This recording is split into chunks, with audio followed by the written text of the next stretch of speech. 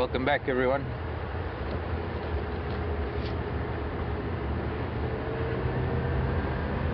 I hope everything's working fine now, and we're back on track.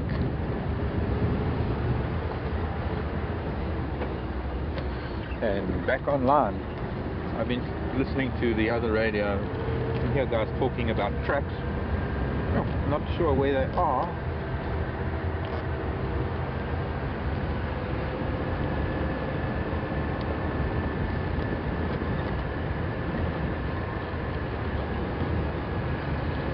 Good. Sounds like everything's working better now. Welcome back to Djuma, or welcome to Djuma. Sorry about your... well, about the picture not getting through. It was leaving us fine, so somewhere between us and wherever. Europe, the mountain, the satellite. I guess somewhere up there was a bit of an issue.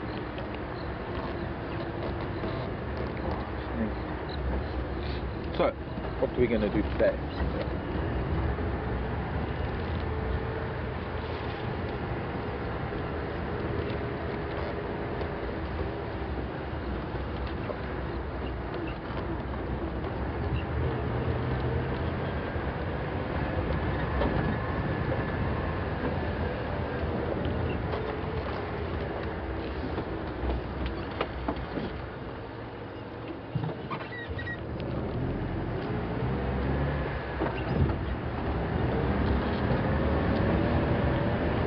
The idea would be mostly, I guess, trying to find a road that doesn't have tracks on it yet. Vehicle tracks.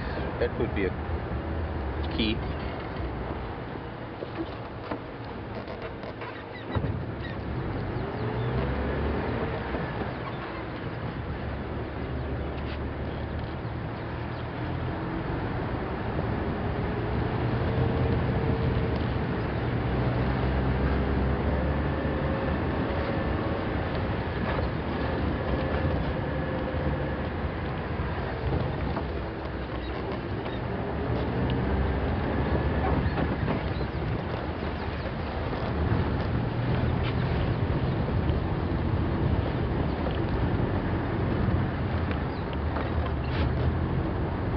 Nice if this burns open a little bit today and some of it starts drying up. I think at the moment, with a very warm day yesterday and then the storm suddenly coming in out of the blue, well, not really out of the blue, it's been building up. This cold front that we're sitting under right now has been building up for a few days now.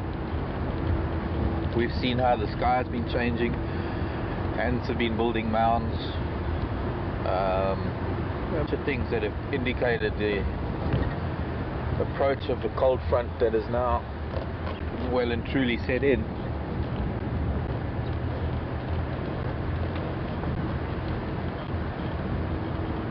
Morning, Dove. Let's see.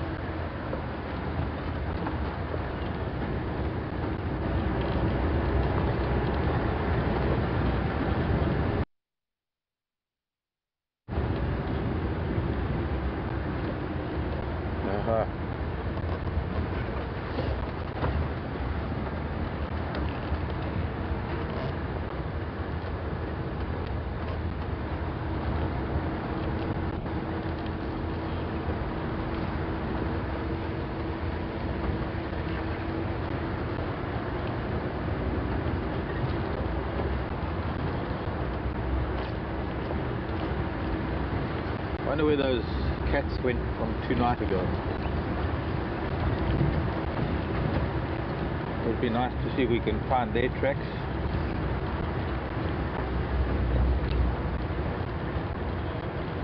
Scott said he didn't see anything yesterday,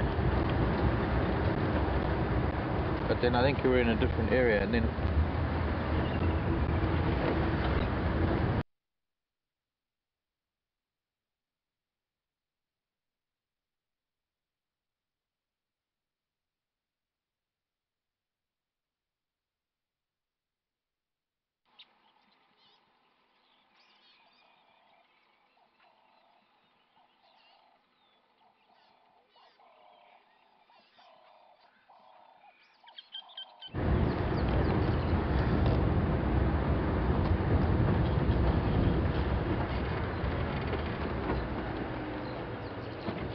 I think, look at this redback shrike.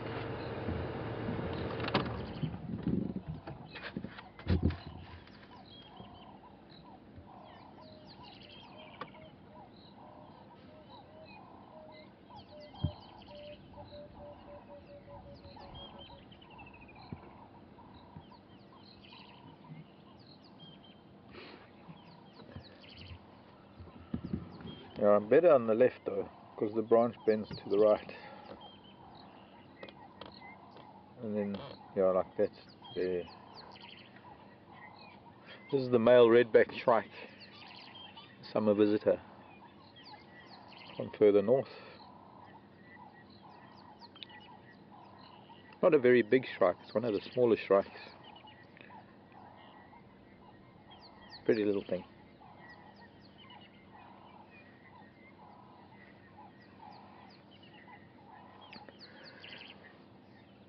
Often sitting on a prominent perch somewhere, whether it's a tree or a termite mound, they swoop down on insects from a perch. They don't hunt much on the wing, as do most shrikes. As they hunt to the way most shrikes do.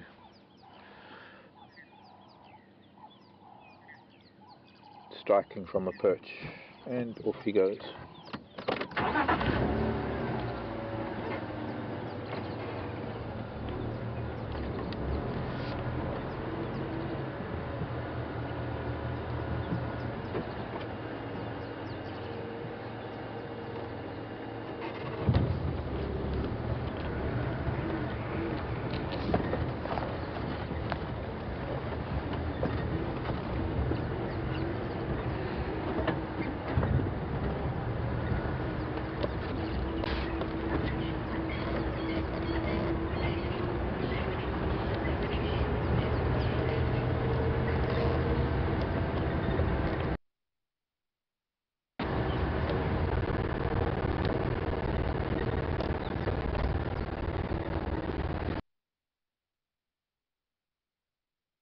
A little bit lighter in the south, so this which bodes well for the rest of the day.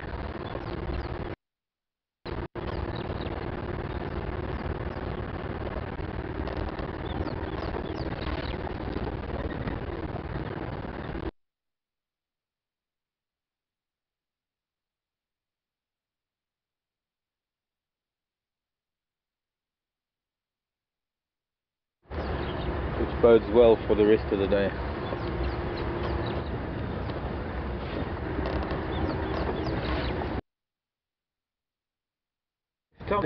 Things are just cutting out quite a lot back in FT, so unfortunately, there's a brand new baby. She must have just had this.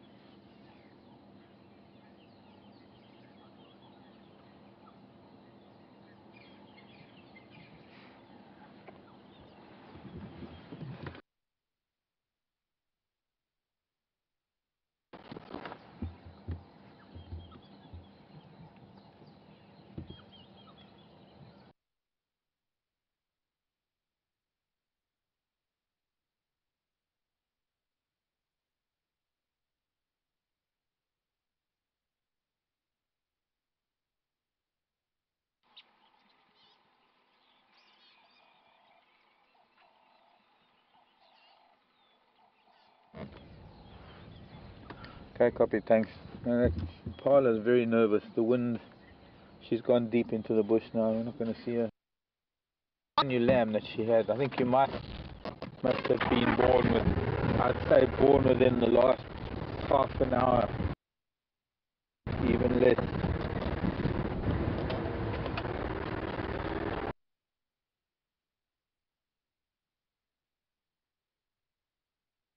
Or ripples of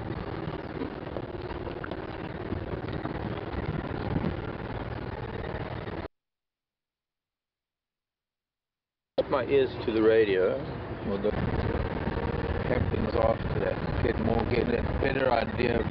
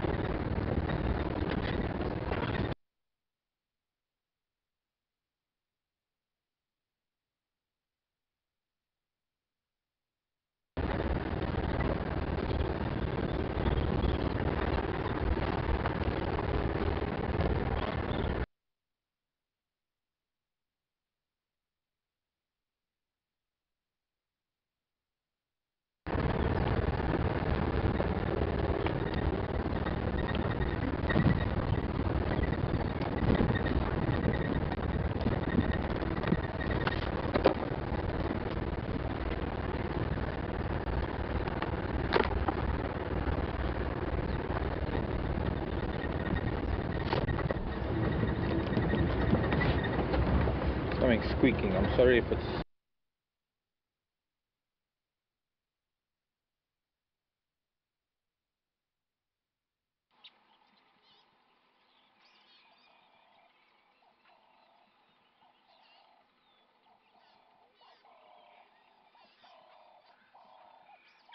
closer to them.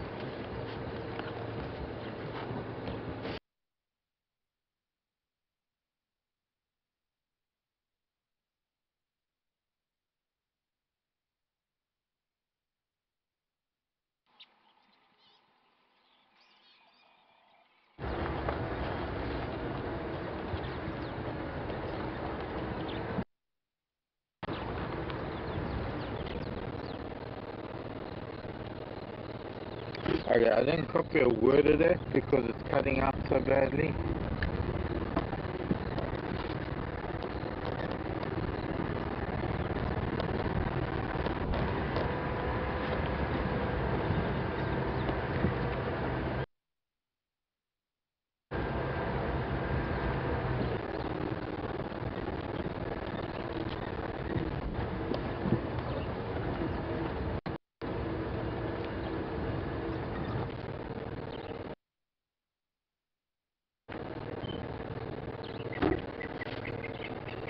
Okay, definitely cutting out quite a bit. I'm wondering if it's because we're on a bumpy road.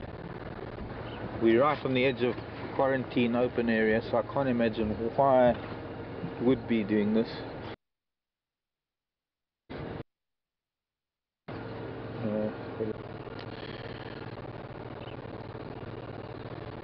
Still with some of these little bee eaters, there's 3 or 4 of them, and then this kind of weather, sometimes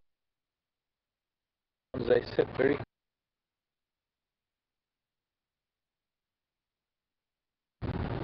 up and off it goes. Bed 3, 4, there are at least 4 of them.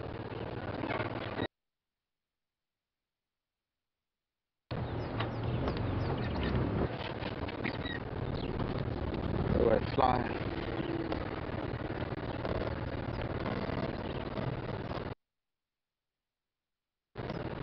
And you see them above my head. Are they're just ahead of us, just a little bit too. Actually, there's 5 of them. Must be mom and dad and 3 youngsters.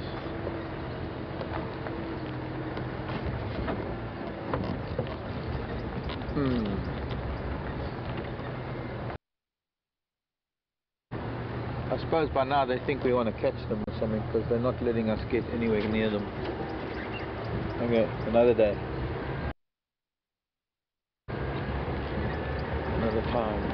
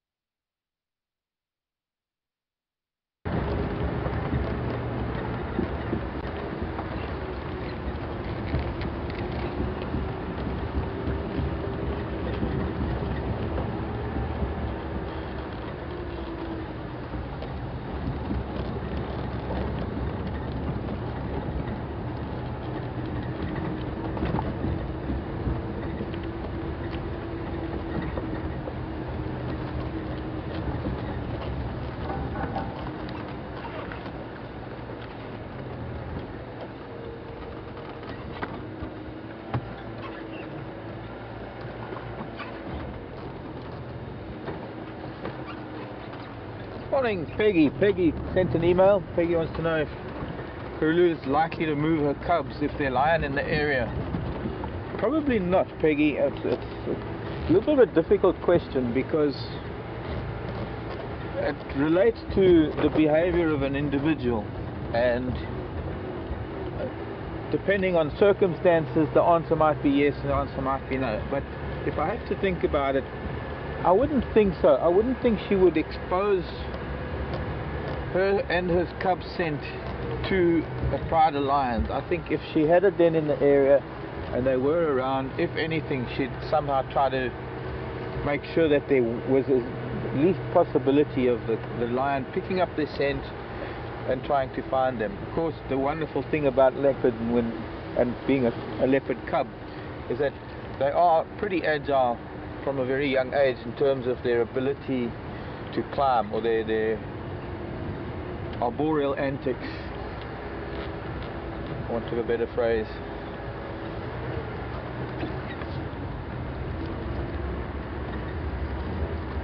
So they could always escape up a tree, and the leopard cubs, when threatened, will go quite high into some of the very thin branches that are just impossible for lion to get to. Look, lion do climb trees, make no mistake. Some of them are not very good at it. Hyena tracks. Some of them are not very good at it. Sometimes they're just too heavy. Lion like to climb trees that have a little bit of a slope that might have, like cheetah, they'll climb for vantage points or to play, but vertical trees become a bit of a challenge, not so much going up, but certainly coming down.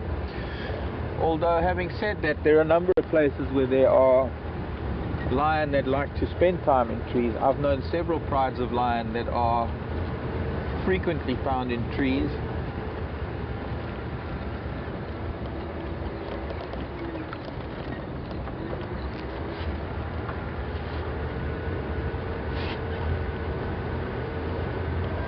But they would never get as high as leopard and their cubs could get, so I think that's one of the saving graces. Of course, leopard has to have early warning, has to have at least enough time to try and get into a tree. That would be the important part of it.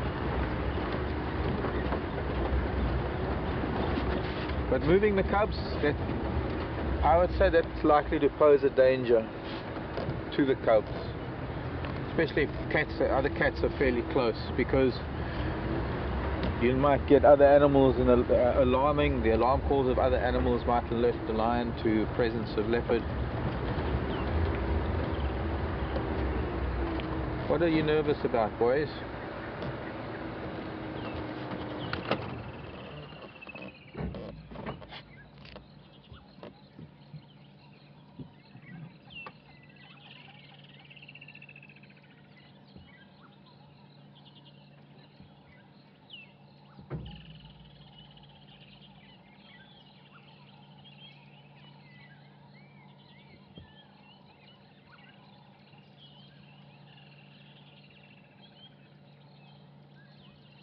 Just their head movements, and if you look at their ears, how those ears are swiveling around. These are two impala rams that are not very comfortable.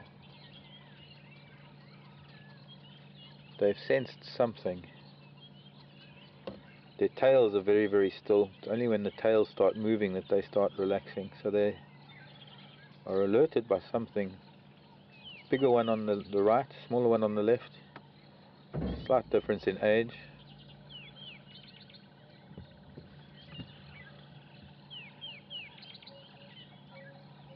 So now you have a push me pull you. I think the older ram's getting the younger ram to move around so that you're going to be bait, little boy.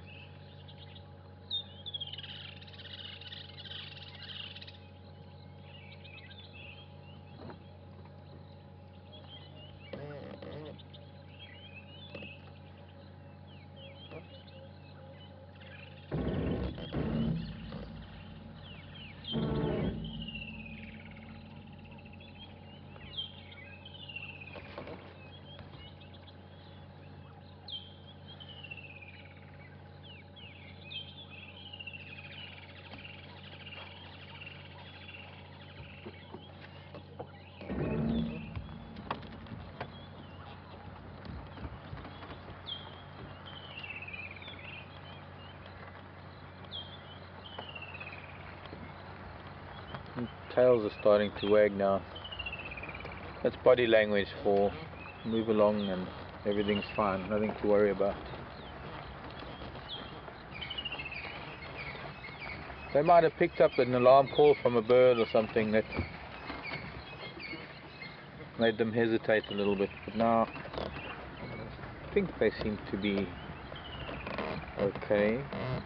Running into the drainage line.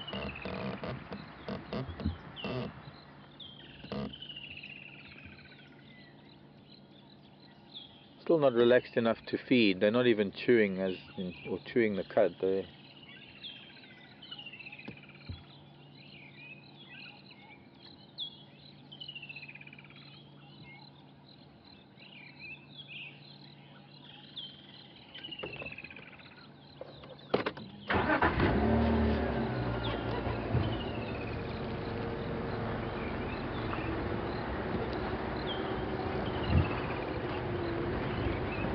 Well, this is where you saw Canuma yesterday, I believe. So I'm sure there's possibly still some lingering scent of his. Even though there's been rain, there will still be this.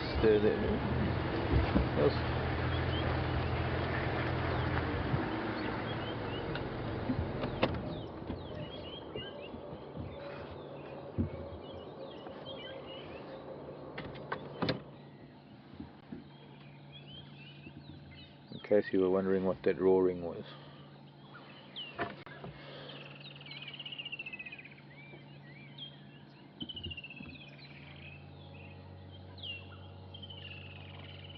I guess not only is lingering scent there, I just heard more impala and that made them ease up a little bit, I think. If he was still anywhere near here, the smell of a wet cat is very, very strong.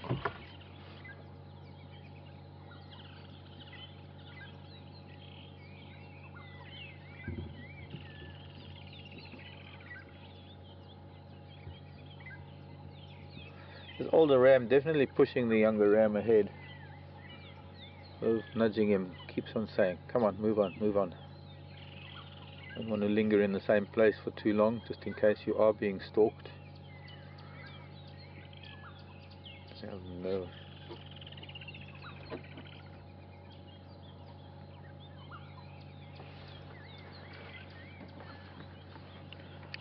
Please repeat that.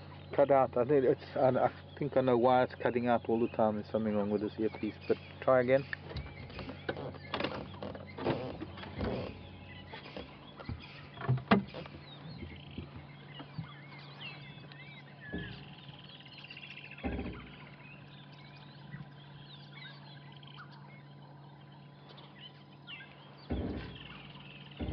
Hallel. asking if you can smell animals better in the rain and the dry or in the storm. Animals tend to have quite a strong smell about them after rain. Rain or storm, same thing. But particularly predators. Predators often have blood and dirt on their coat that when it gets wet can get rather smelly. I'm just looking at a flower that's... I'm trying to look at it. Quite interesting.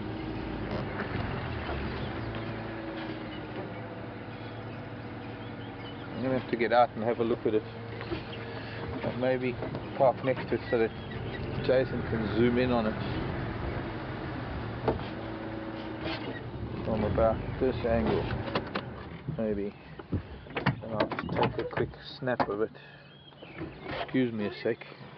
We're just sitting with these impala as well at the moment, and you can see what they get up to. Keep our ears out for maybe alarm calls as well. There's that little thing over there, a long leaf blade.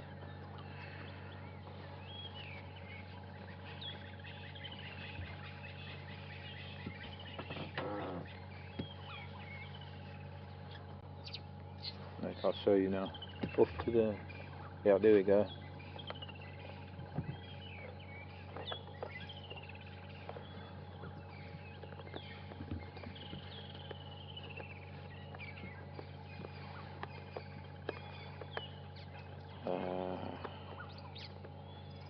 Come on.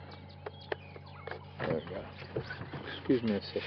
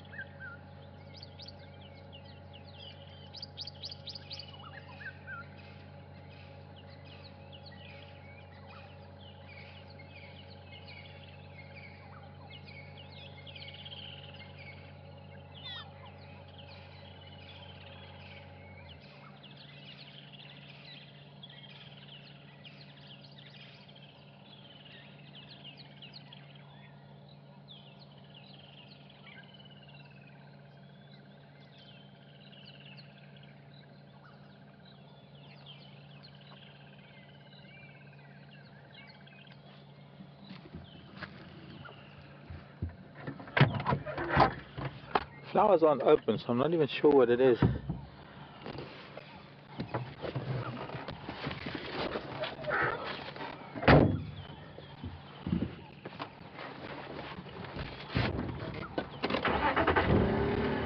Expecting a good few things coming out after this rain. I mean, flower wise, by the way.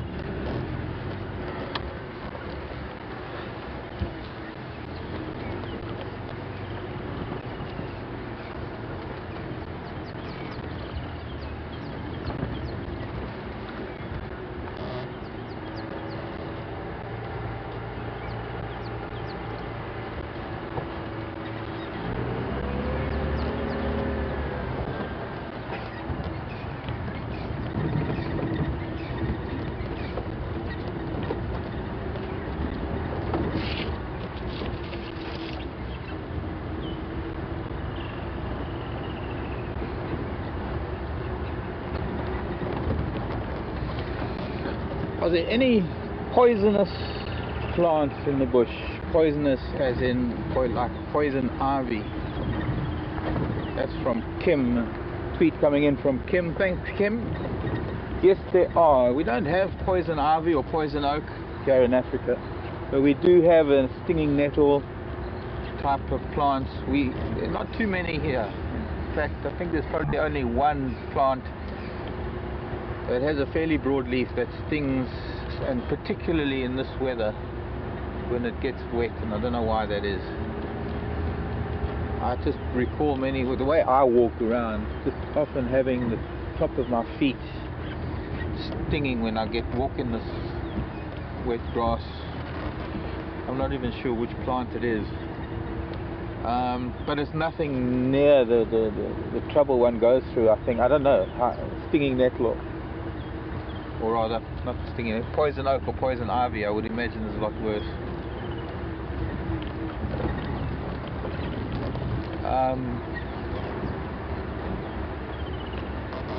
There are some plants that you can absorb the poison of the plant through your skin, and that's one of them. Is as far as I know, things like the flame lily, the root, the juices of the root of the flame lily can be absorbed in the skin and can affect the body. I'm not too sure how badly. I think there are some other tubers and things that can be absorbed, but not many. Not many. There's so many animals and there's so many creatures out here that there can't be too many plants that are going to cause trouble. Oops.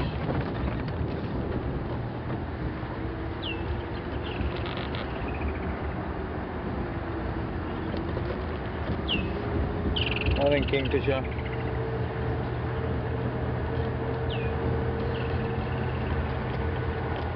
The buffalo nearby. I've got little buffalo flies all over me. Tiny little flies, like miniature domestic flies. It can be a little irritating sometimes.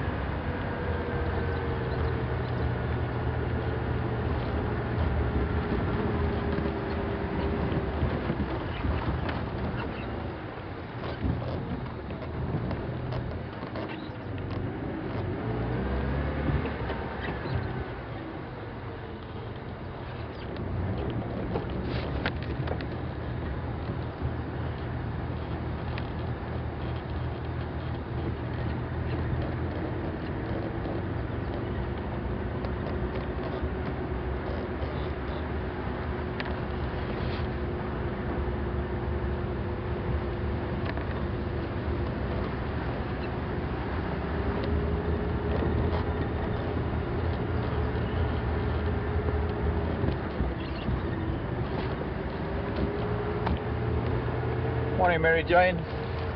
Mary Jane in Florida is a true, you can't look a big cat in the eye. No, that's not true, Mary Jane. You can look the big cat in the eye. I think the one animal that you just don't look at is a big male silverback gorilla. But then I'm no expert on gorillas. But I've looked at cats. Mary Jane saying that domestic cats don't seem to mind. Mary Jane, they do. It depends on how you're looking at them. But I mean, staring at a cat open-eyed is kind of a challenge, or it can portray fear. But it is not an accepting, for the cat I mean, it's not an accepting thing. The one thing about domestic cats, very much like domestic dogs, is that in order to get along with us humans, they have to adopt a lot of our... Sorry. Thrown off track there a little bit. Domestic animals tend to pick up on a lot of our body language in order to be able to communicate with us better. The conflict that must go on in a dog's mind when the dog learns to smile, because we as humans, smiling for us is a pleasure thing, it is an acceptance thing, it's a lot of positive emotion in a smile, whereas for a dog the grimace of baring teeth is actually an aggressive and challenging gesture. So dogs have had to overcome that by learning that humans and in their human families, baring teeth is not aggression. Baring teeth is actually They've got to just learn to get along with it. So how many of you, I don't know, there must be many of you out there who have dogs that smile because they've learned how to show their pleasure to their human family, because body language is so important to them. It's the only way they can communicate.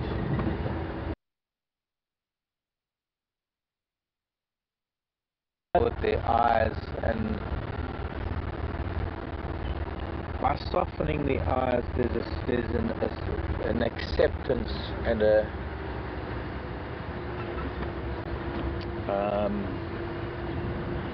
relaxed sort of body language that is portrayed by it, as opposed to open-eyed staring. But we as humans, we don't do that kind of thing. So cats, domestic cats, have probably learned that looking at the cat open-eyed doesn't necessarily mean what it does to a wild cat. We can't really compare domestic cats' behavior to that of their wild counterparts. But whenever I've encountered cats, both on foot and in vehicles, in open vehicles where they've been right next to me, I'll make sure that I keep my eye on them. I'm watching them all the time, because it's their body language and their eyes and their ears, it's everything about their faces that tell me what their mood is and what their intention may perhaps be. And for me that's very important, because I have to know how to react, especially if I'm walking with clients or I have people's safety in my hands. But I'll never stare open-eyed at a cat. If I look at a cat, I'll soften my eyes the way that I do with a domestic cat. And it's quite amazing that when you do it with a domestic cat, how they suddenly acknowledge the fact that you're doing something cat-like and not human-like.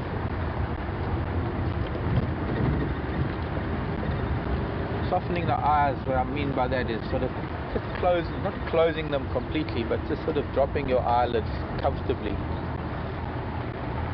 Excuse me, doves.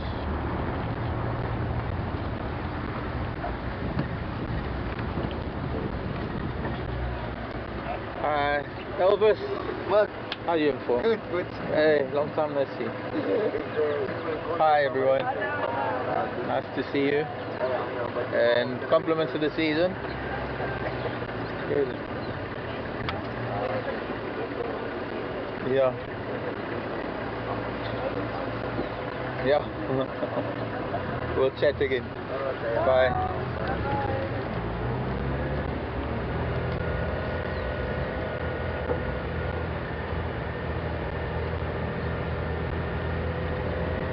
Yes, his name is Elvis, by the way.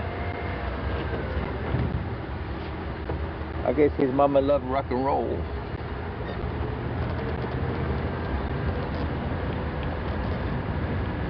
Elvis has left the road in search for something. Alex saying 50 bucks is not wearing blue suede shoes. Yeah, I don't think I'll take you on that one.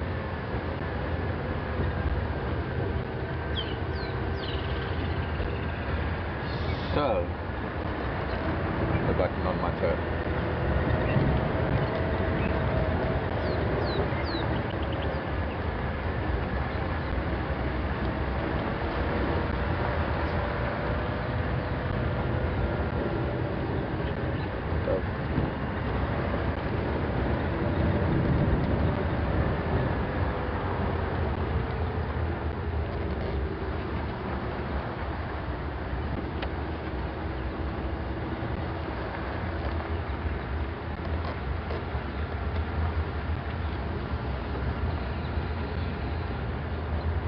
Do only buffalo have 4 stomachs? Or is it all of those that chew the cud? That's from Valerie, Pennsylvania. Hi Valerie. Thanks for the question. Oh, bachelor group of Impala. 2 that are having a little set to there. That's getting quite horn-clashingly serious.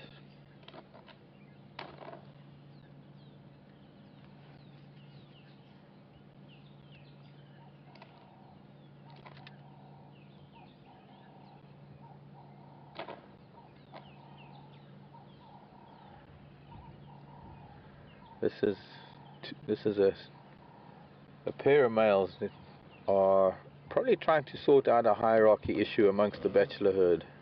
It's not that serious that they have to fight for females, because it's way into the way into the lambing season. It's going to be some time before we get to the rutting season, but it's going to be important that by the time the rutting season rolls around, these boys, this bachelor herd, have a certain hierarchy that has established itself from being in a bachelor herd, and that then allows them to take control of a group of ewes a lot easier without having to resort to some serious fighting.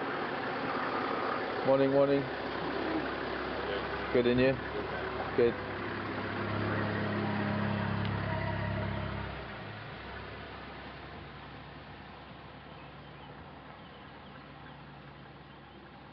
Let's see if they get back to it after this vehicle goes by.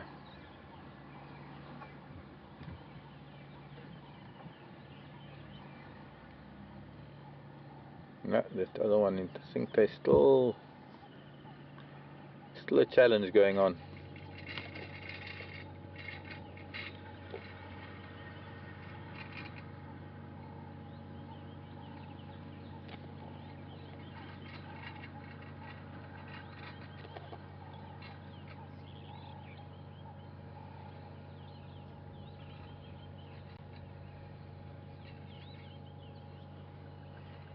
A little bit of displacement behavior that takes place when they are doing that, the scratching and the maybe,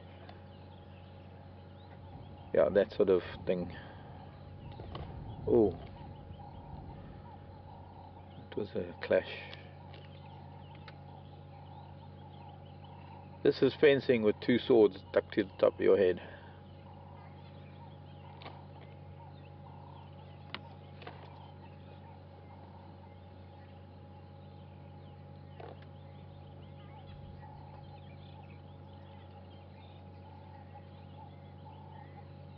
Sometimes these fights, especially in the rutting season, the fights can go on for quite some time because neither male wants to give way, and that's when there's a sort of equal strength, when they haven't quite decided who is more dominant, or one wants to sort of take the other one's place.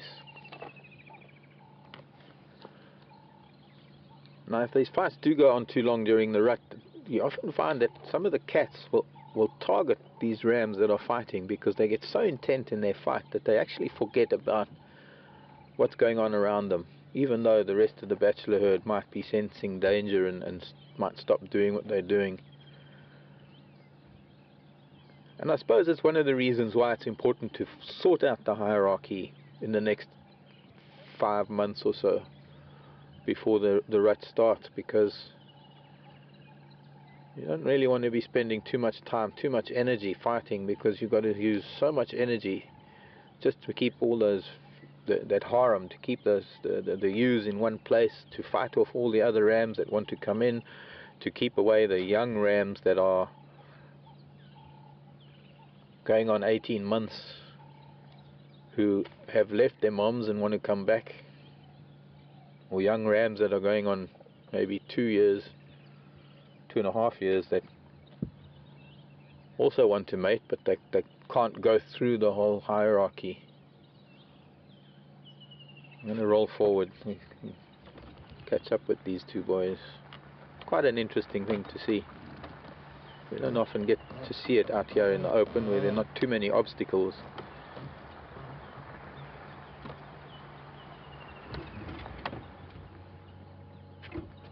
Except one tiny little acacia. We're going to fight on the left of it or on the right of it.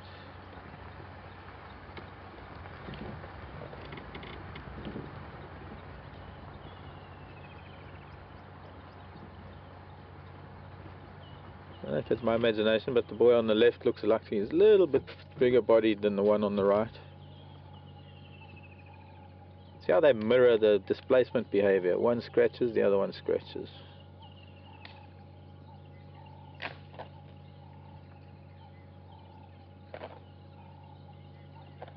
Okay, I must still get back to that other question of Valerie's about ruminants, and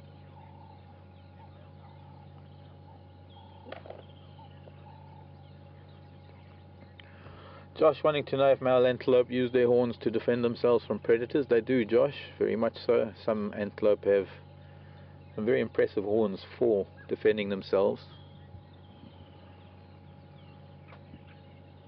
Although not always easy for one to do so. When impala are taken, say for example by a leopard, leopard know what the horns are about. So leopard's not going to jump on an impala's back. When a leopard strikes an impala, they're going to see this displacement behavior. They're practically mirroring each other. Leopard strikes, it gets underneath that throat as soon as it can. Same with cheetah, I guess, so to a large extent lion too. Get to grab the face with the mouth.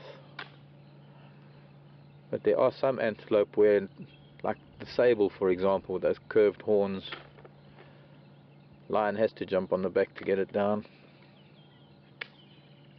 Oh, that hurt.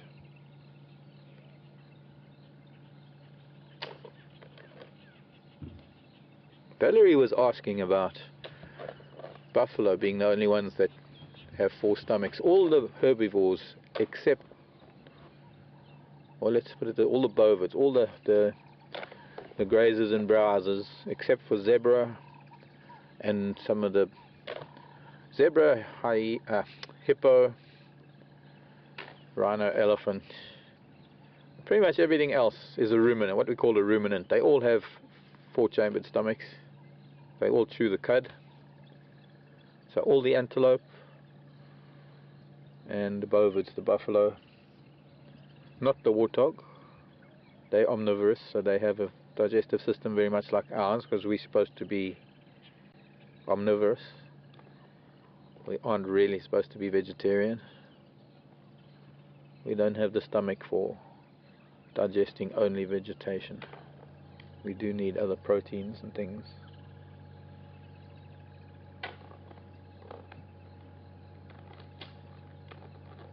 Oh, this is getting quite serious.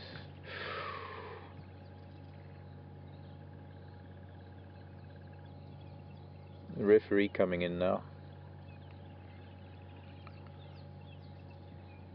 I think he's a much bigger ram. Both of these rams are sort of giving him a little bit of a berth, giving him space.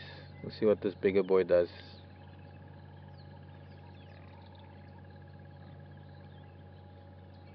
He's coming in with a very dominant posture, and it looks like he's actually splitting this fight up. Another big ram coming in.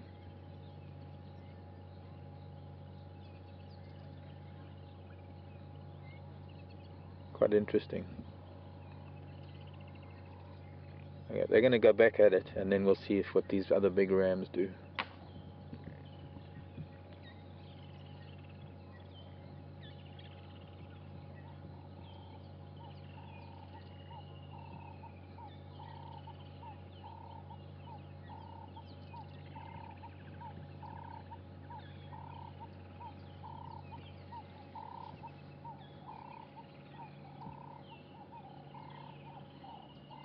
You're picking up the sound of the horns.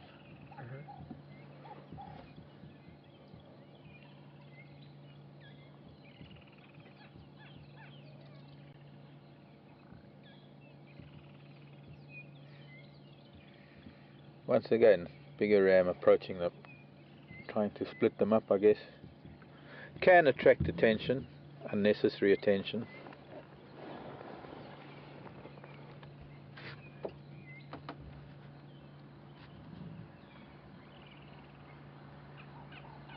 And it is a peaceful time of the year. With the lambs being born, there is no real need for serious fighting. Okay, let's move along. Like one of the bigger boys came in and broke up the fight. And I'd say just in time. It looked like it was getting a bit serious, too serious.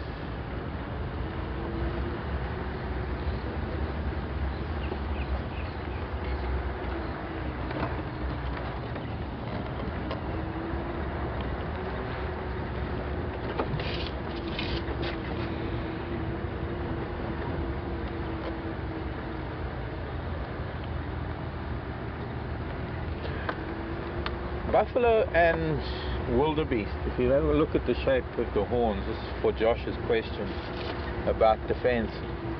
That shape of those horns is specifically for defense, because that curve allows them to sweep their head from side to side. And I've known many a lion suffer very bad injuries as a result of being gored by buffalo or wildebeest. Not so much wildebeest as much by buffalo. Recently there was a lioness that was gored pretty badly up in the Timbavati. I'm not sure what's happened to her. I was living with a couple of prides of lion in East Africa a few years, well, a number of years ago, and the one pride started splitting up because two of the lionesses had very young cubs, and one of the lionesses, her cubs were almost sub-adult, and I suppose what was going to happen is that the youngsters, the sub-adults, were going to be moving on out of the pride, and so she was spending a lot of time on her own with her sub-adults. And the one day that the whole pride, there were about 19 of them, when the whole pride came together, they took down a buffalo, and she was gored in the thigh very, very badly. So badly, in fact, that when they finished that buffalo, the rest of the pride moved on and left her with her sub-adults at a certain sect in a certain area. And obviously the pain, and it was debilitating. Obviously it slowed her down. But they were being quite adept at hunting. They're sub-adults. The three of them were learning how to hunt together. They weren't doing too badly. I actually watched them hunt a zebra close to where their mother was lying, and made sure that she came in to feed on it. Anyways, it was a wonderful end to that story because she healed very well. I then moved on to another reserve or another national park, but before I did move on, she was doing very well. So were the sub-adults. They were spending more and more time away from her and hunting quite a lot on their own, mostly zebra. Seemed like they had found a good way to catch zebra, and that was actually just lying in wait. Vast open marshland called gosh, I've forgotten the name now. This place is the Tarangire National Park. Animals come out of the woodland to these almost like marshlands or swamp areas. And then they, out in the open, they have to get back into the tree line, and the cats would just sort of lie in the tree line and wait for them, because things like zebra and a lot of the animals would walk on distinct pathways. Even if there was a lion killed there, they would still, a few days later, come along the same path.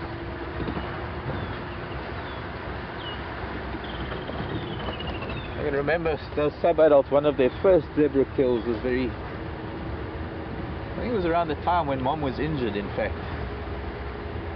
They went for a zebra and they missed, and they injured the zebra. Obviously they tried and failed, and the zebra had gotten away, but not without having some very severe claw marks. And it was uncanny how at one point the zebra knew where the lion were. The lion couldn't really make a go of the kill from where they were, because they were lying out in the swamp area, but it was dry at the time, and they would have had to have stood up and ran out into the open, and you can't really hunt that way because you have to hunt from cover. And this zebra just walked straight up to them and stopped in front of them. They jumped up and they pulled it down and proceeded to kill it. It was very weird, almost as though the zebra was just giving itself up.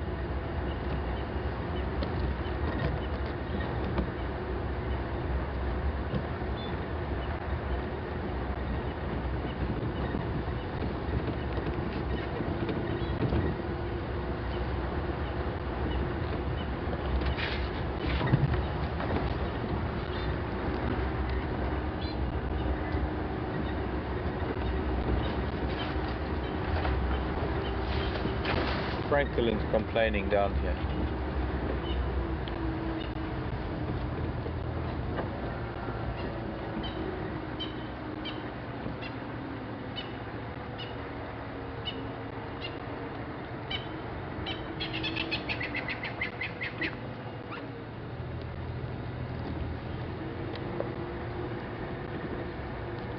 There was a francolin that was complaining here for some reason.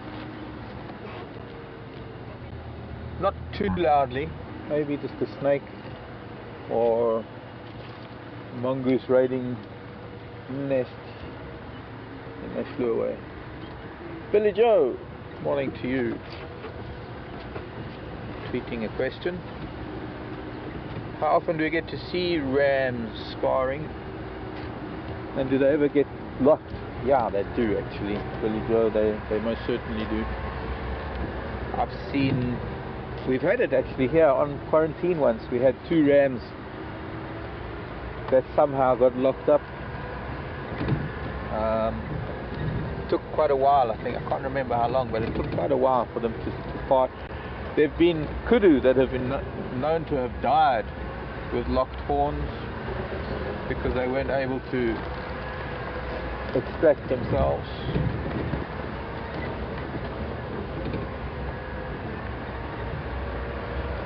One of the most amazing things I've seen, though, was something I saw a couple of years ago in East Africa, in Tanzania, in the Ruaha National Park. Was the aftermath of 2 impala going at it.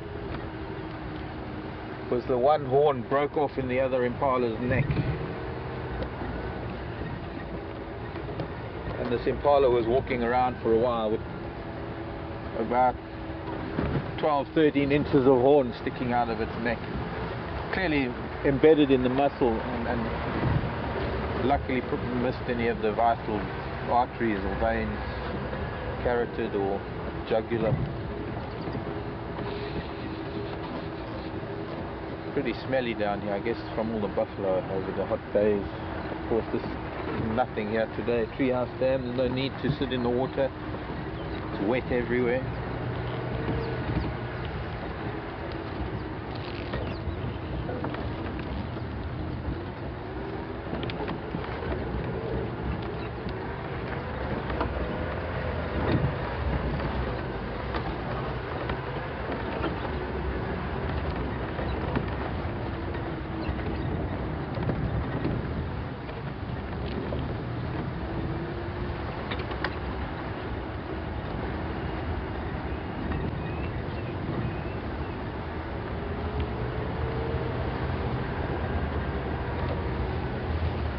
We don't get to see it too often. Oh, big kudu bull.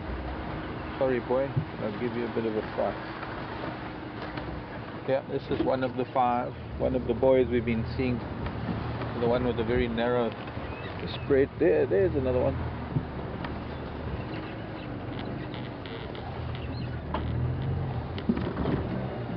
Oh, sorry. Trying to drive off the tree trunk.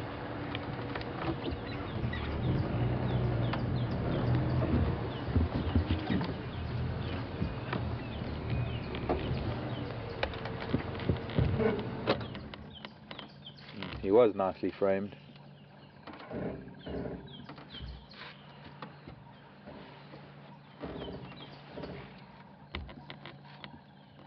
Just gonna try the radio. Ephraim, come in.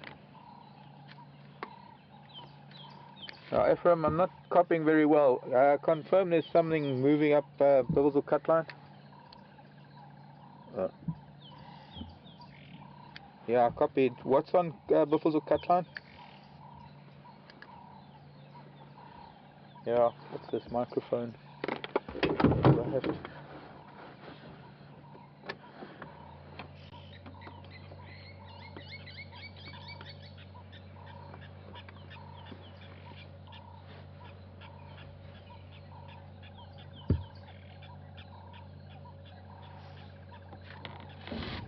You're not even watching.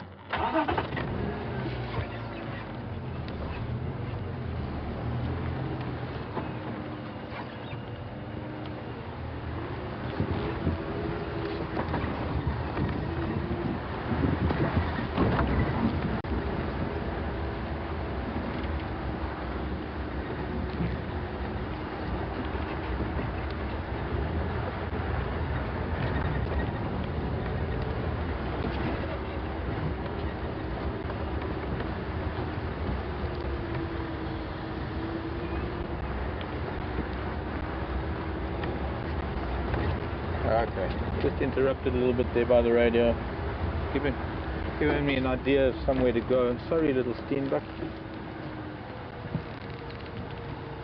running away.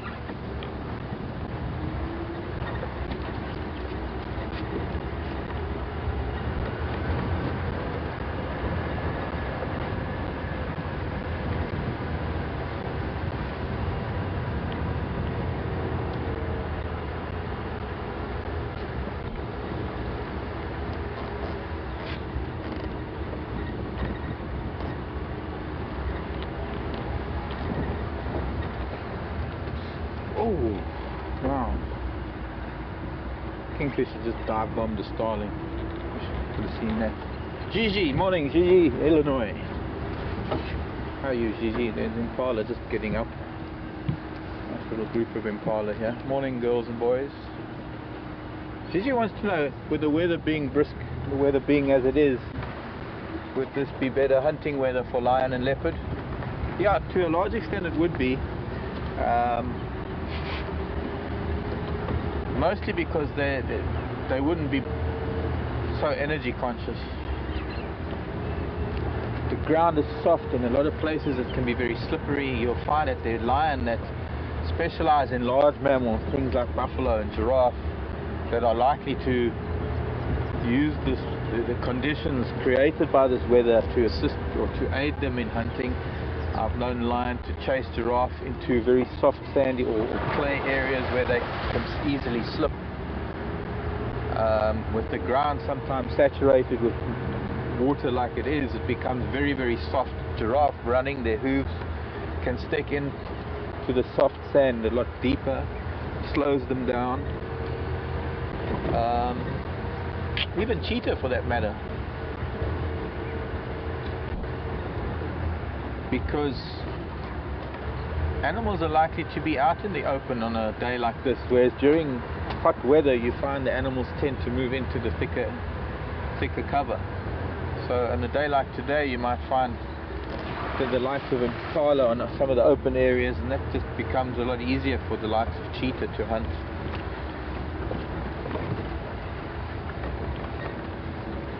If there was a little bit of wind, it also it goes even further to aid the predators, because with a little bit of wind you get a lot of wind noise from the trees, from the bush, and that tends to dull the noise of a predator. Also, the weather being wet makes the ground softer, makes it easier for things like leopard to stalk closer to prey. Twigs don't break and snap if they step on them, although they're very careful not to. Their foot placement when they're stalking is very, very careful. When you see a leopard placing its feet in mid-stalk when it's getting really, really close to striking, leopards are likely to, if they feel a stick, they'll feel around until there's no stick underneath their foot, rather than step on a stick. I can hear some parrots. There's a parrot.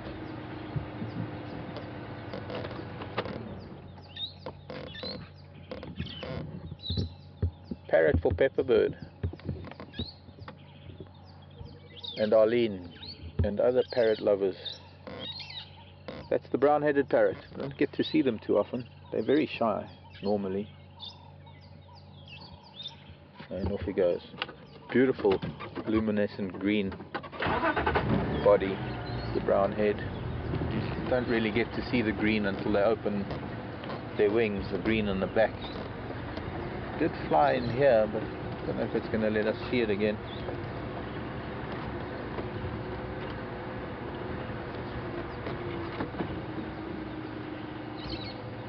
There's another one in the dead tree somewhere.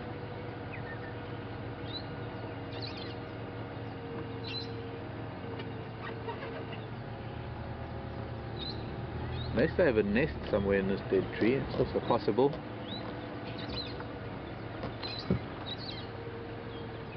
Oh, there it just flew away. Sometimes only just see it as it flies, because they can't conceal themselves behind a branch.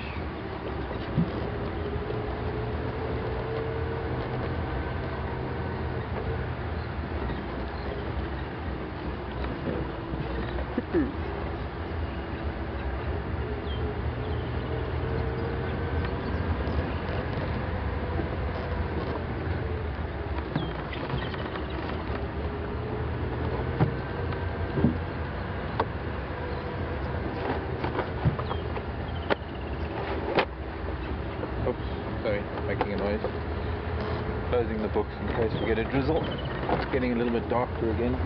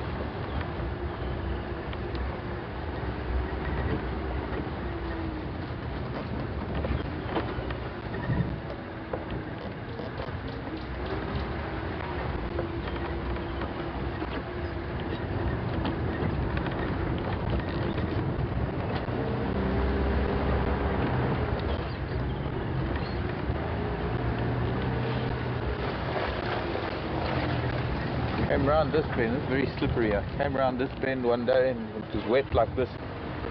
Big elephant bull came running at us and he actually slipped over here. There's a lovely clip of that. He slipped down in this mud, trying to stop his. It wasn't really a chop. He was just I don't know, reacting to our sudden appearance. And he wanted to just take a few steps towards us and flare his ears and say go away or stop. And he had to recover very quickly. I'm sure he felt a little embarrassed. Wondering if any member left. I think it was Tara and myself on the vehicle that time. All sorts of memories on every road that we travel, new places on each road.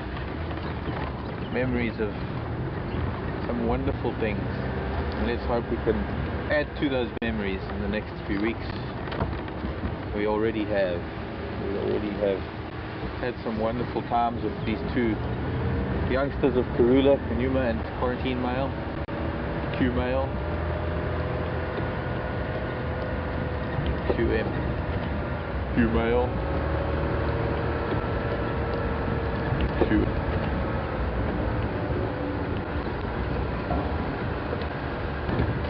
Let's go to Gari Dam, I think.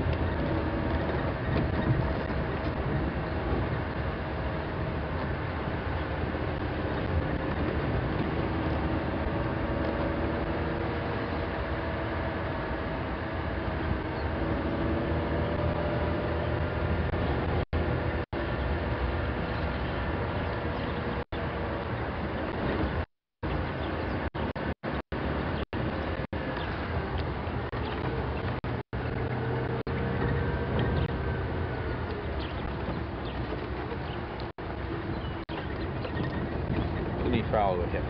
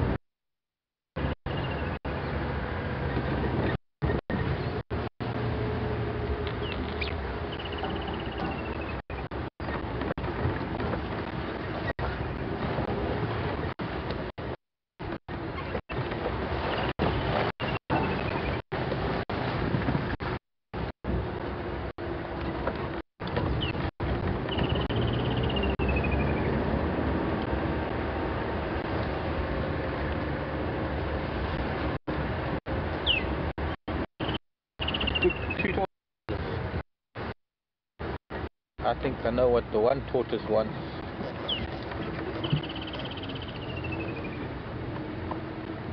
Two little hinge breaks. Bigger female and a smaller male.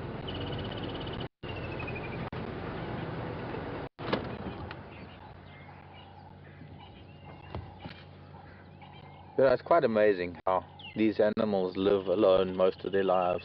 Oh. Not today, Henry. Not tonight, Josephine. Oh, he's just coming to check whether we're a threat. And off he goes. I suppose he thought maybe we were interested as well. And he's chasing after her again.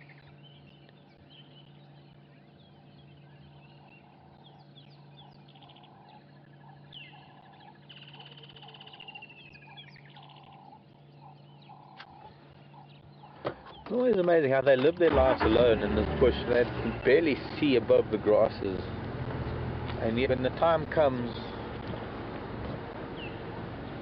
for them to find someone, they do. Can you see them, or is it too close?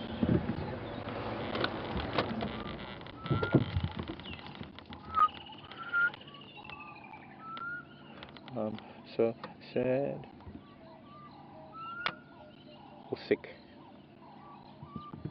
That's the black cuckoo. Maybe it's glad. Yeah, I'm so glad to see tortoises.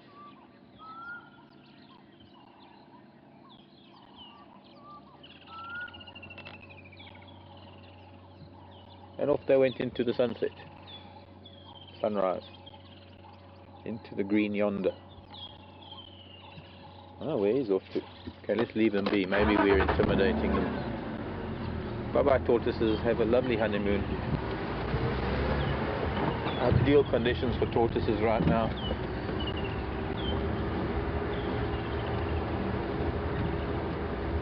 Especially when it comes to laying eggs. The ground is soft. It's going to be perfect for us. Hello impala. A lot of impala out here in the open above Juma Waterhole. Gurry Dam.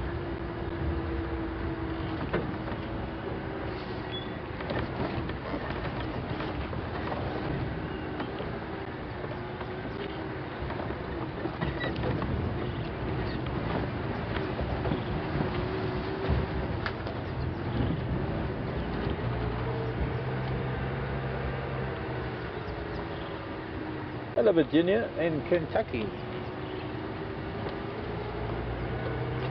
Virginia, this query about leopard territories. There's this impala running around in front of the camera there. Pardida ibises flying away, the impala chased them. Hello everybody, anybody? Oh, there goes the heron. How big is a leopard's territory compared to a lion's territory? Hello heron, grey heron. Fishing. They do catch birds too. Eat baby ducks. There are 7 goslings there. I'm sure you can see them in front of the camera. I don't see the parent. I'm sure they're there. Leopard's territory probably about a 10th the size of a lion's territory. Well, it kind of depends.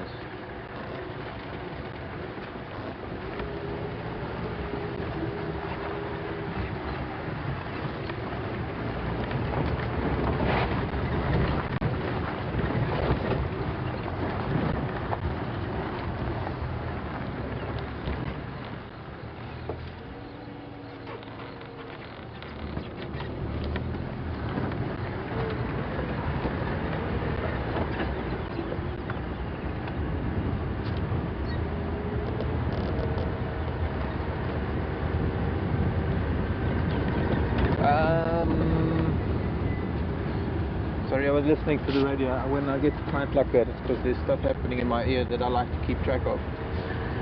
Leopard's territory, being a solitary cat and having generally a smaller prey base than lion, have a much smaller territory than lion. Naturally, lion living in big prides need a lot more territory to roam in. But the size of those the sizes of those territories depend very largely on the topography, the climate, the rainfall, and that dictates the vegetation. The vegetation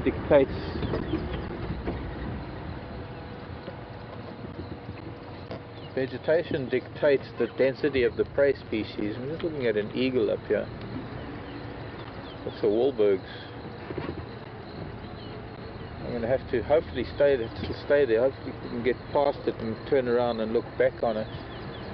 Looks like a slightly pale-phased Wahlberg. Phased, not faced.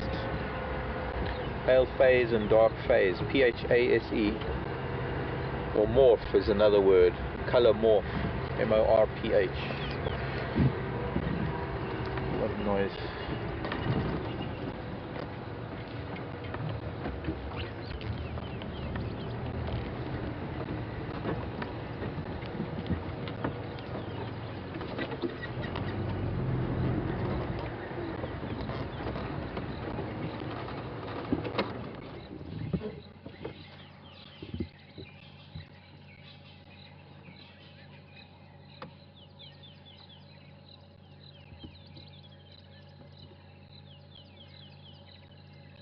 This weather does force a lot of raptors to be perched. They're no thermals, and with feathers are wet, wings are wet, it takes a lot of energy to stay in the air. So for a lot of the raptors, they'll remain perched until things might warm up later.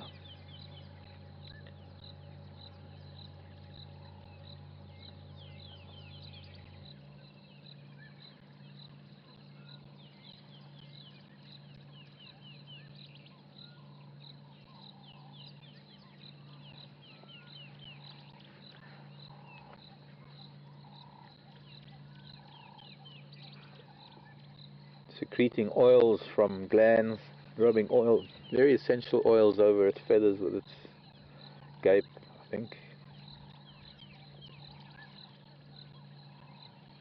Helps with waterproofing. A lot of birds do that, especially the aquatic birds. Maybe not oils, but secretions that help keep feathers in good condition, as well as try and avoid the number of mites and parasites on the feathers.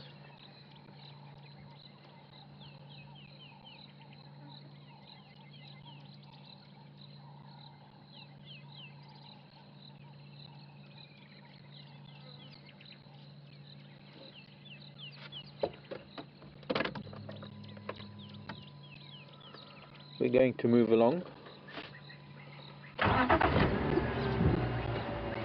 I wonder where we should move along to. Maybe stay on Central Road, actually. Might be an idea.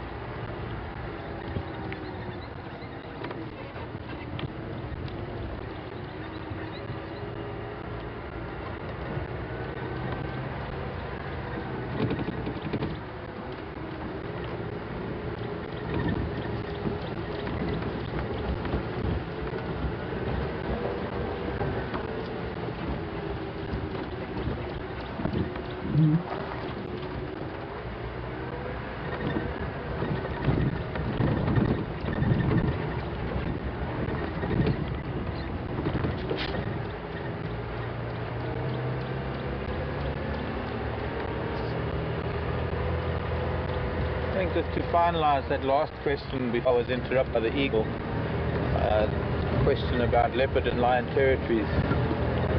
So the density of the prey, the density of the vegetation, and the amount of prey species that an area is able to hold has a large impact on the populations of predators. And then there are some areas where I guess leopard's territories, or rather there might be more leopard than lions, so leopard's territories will be a lot smaller than usual, like over here.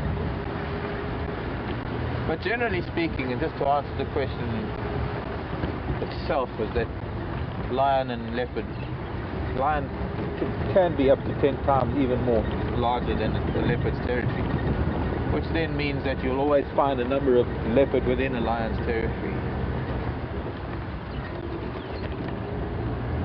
Places like the Kalahari, which is desert, semi-desert, very vast areas. Lion's territory is probably 10 times bigger than the lion's territory here, so you'll find that leopard's territories will also be a lot larger in a place like that. Wildlife is more spread out, so the ratio will be different, so it's not a fixed thing.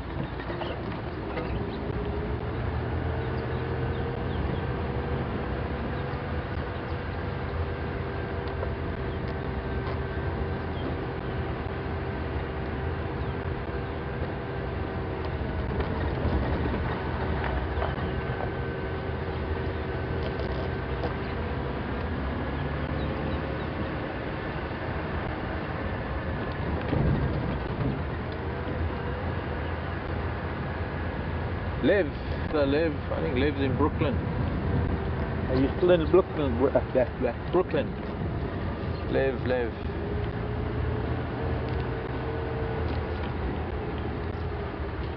And Liv is asking questions that sometimes comes through. You're stuck out in the middle of the bush. What do you eat to survive? Well, in a place like this, Liv, you wouldn't really be stuck. Yeah, there's many places within walking distance. There are a number of ways to find your way to a lodge. One wouldn't spend that many days without finding some sign of humans. You just have to follow roads, really. Knowing which direction to follow roads is a different story, though.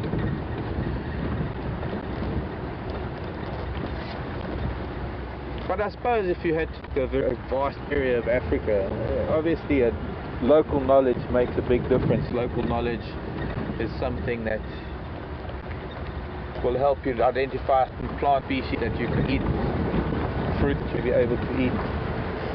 It would be a different matter if you were totally green. You didn't know anything. You wouldn't know whether something is edible or not. And now, this time of the year, there are a bunch of things that can be eaten.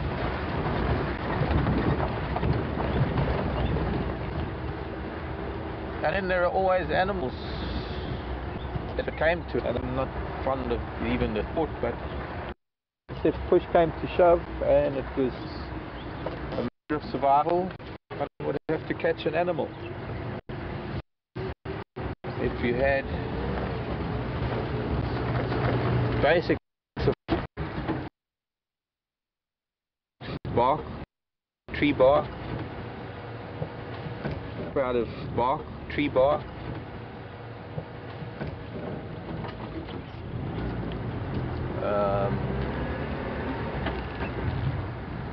you'll be able to put something together to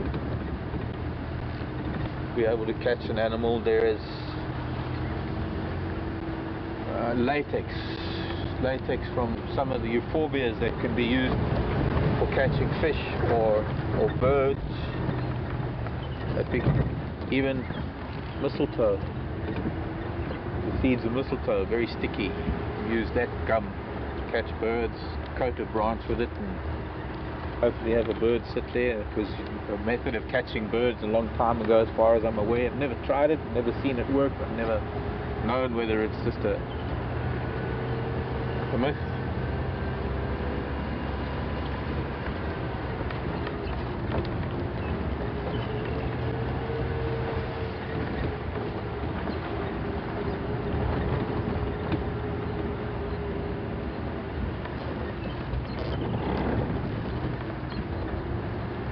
Someone tweeting whether it's the same mistletoe you get in North America. I wouldn't know. I'd imagine not.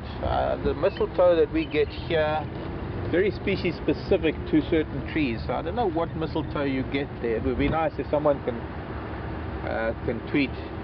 But you'll find that being a type of plant that mistletoe is, it is very host specific. It requires a very specific tree to be its host. And naturally none of these trees occur in North America, or we don't have any of those North American trees, so we don't have any of the North American mistletoe. You get many different species and many different genera of mistletoe.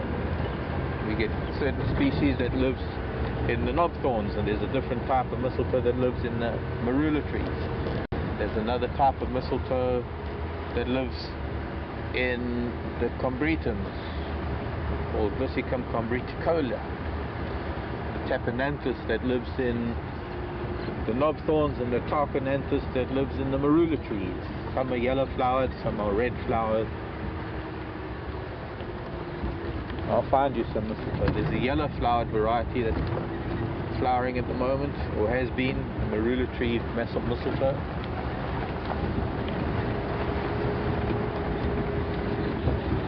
It'd be interesting to know what the genus is of some of your mistletoe species in North America.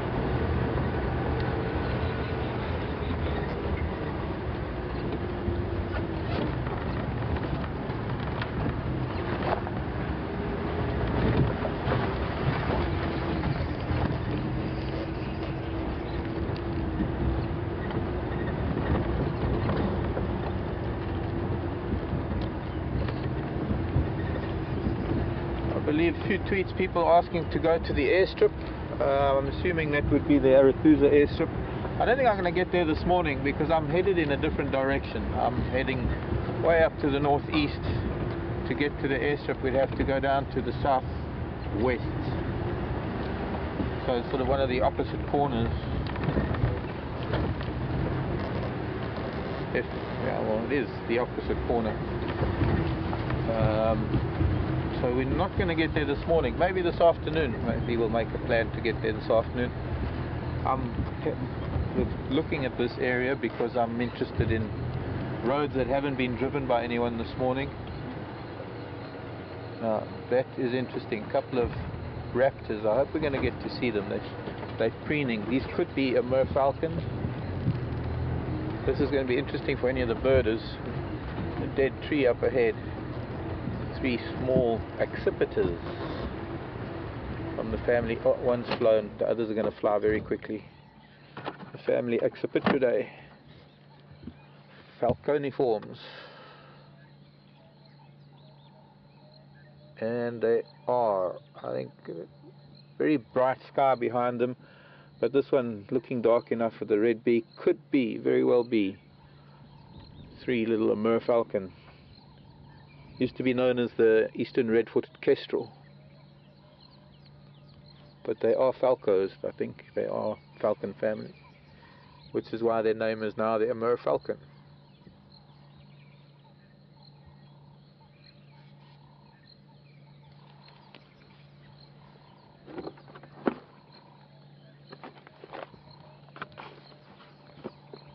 Let's find the rapt book. The Raptors of Africa and its islands. Birds of Prey of Africa and its islands. This is by Alan and Meg Kemp. Now you're going to the purple. Harriers, sparrowhawks, goshawks, Eleanor's falcon, red-footed falcon, peregrine falcon, red-necked falcon, tater falcon.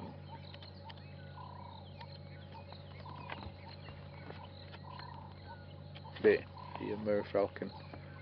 That one sitting lower now. I think that one at the bottom there is the adult male because he's fairly dark, and that one at the top there you can see she's got a little bit of a mask. If you can come to my book I'll show you what they look like. Normally in flocks. I mean these birds, oh, they've just flown. I've seen flocks of hundreds and hundreds of them. So these are all the different color forms. Here on the far left we have the adult male, and then the adult female, and then the juvenile. These are drawings, but there is a photograph here of an adult female. I could see a little bit of the mask on the one at the top of the tree, and the one lower down was definitely the male, much darker with the very red beak, red feet. Here on the left, a little bit to the left, photograph of the male merfalcon, who we've just seen. Now sadly they are being hunted to extinction. You know, whenever you get animals, so sadly this is the thing with humans. We've seen it with so many species in the past where they've almost been wiped out because humans just shoot them indiscriminately, thinking that there's so many of them that they'll never run out. But we've seen the likes of a number of species that have been shot to either extinction or virtual extinction. The Amur falcons have to come in from the Middle East. They have to fly through a corridor and a gauntlet of Middle East countries who feel nothing about blasting them out of the sky. And so the flocks of thousands from when I was a child turned into flocks of hundreds a few years ago, and now flocks of dozens only. Very, very sad for a very beautiful bird that has to fly the length of Africa to its summer grounds here in South Africa. Parts of Middle East and Eastern Europe.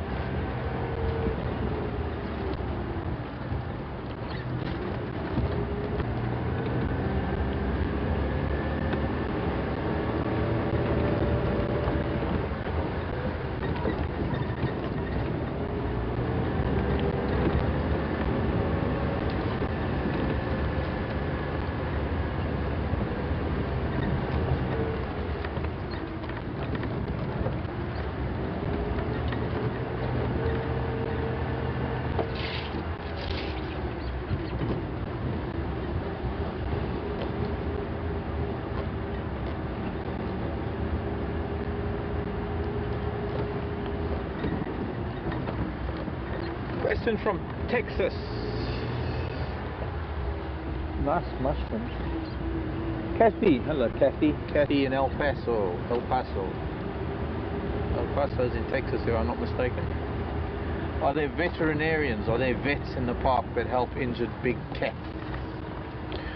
Yes, there are vets, Kathy. There are a couple of important vets in the park, mostly dealing with translocations of animals and the like. Excuse me, just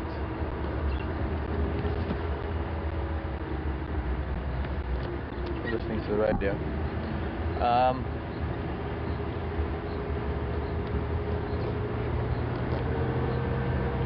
Mostly, there are only a couple of vets for the millions and millions of acres that the park covers, and 99% of the time animals that are injured or have something wrong are left, well, most of the time we don't even know, because we only see a tiny fraction of the animals, and the road network that covers the park with people driving on them covers barely 6% of the park. So there are vast areas of wildlife where humans don't even get to see the animals, so we wouldn't even know if animals are injured. It's not like you can monitor every single animal. There are thousands and thousands of animals.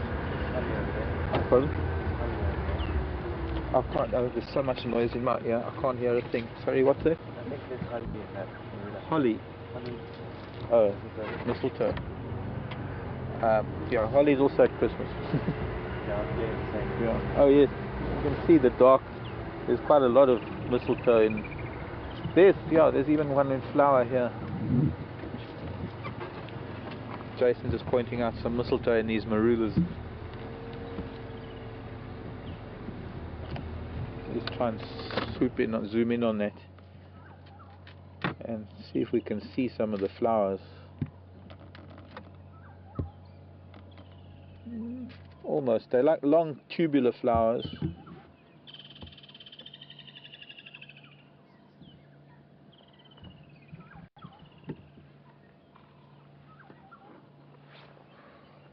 I've forgotten where I was before I stopped for the mistletoe. Do you remember what I was saying?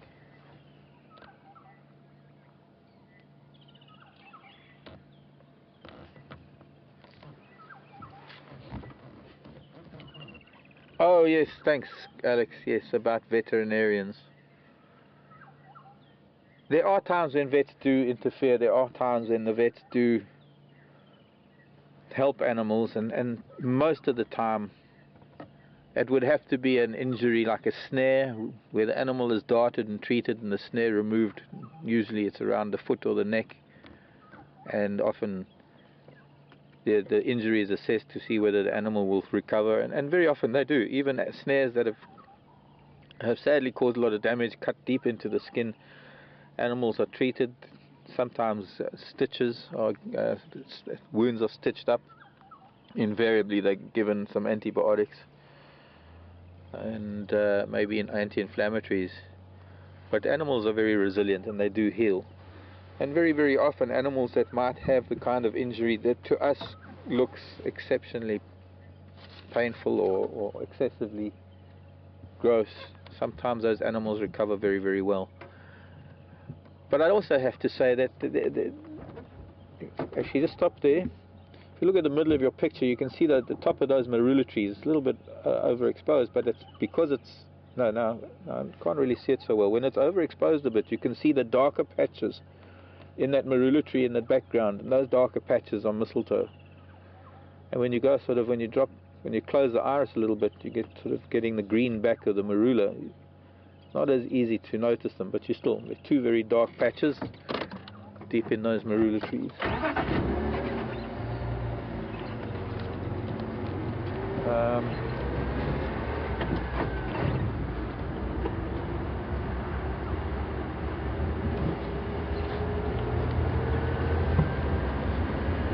Also, it's important to have veterinary vets on standby for research purposes, for helping dart animals for research purposes, to put collars on them. But you have to understand that with wild animals, first of all, you can't look after every single animal, and this is nature as it has been for millions of years. The only interference here is that roads have been put in, and in some places, white-crowned shrikes. That's a lot of noise in there. That might be. There's the rest of the family. Might be a nest in there.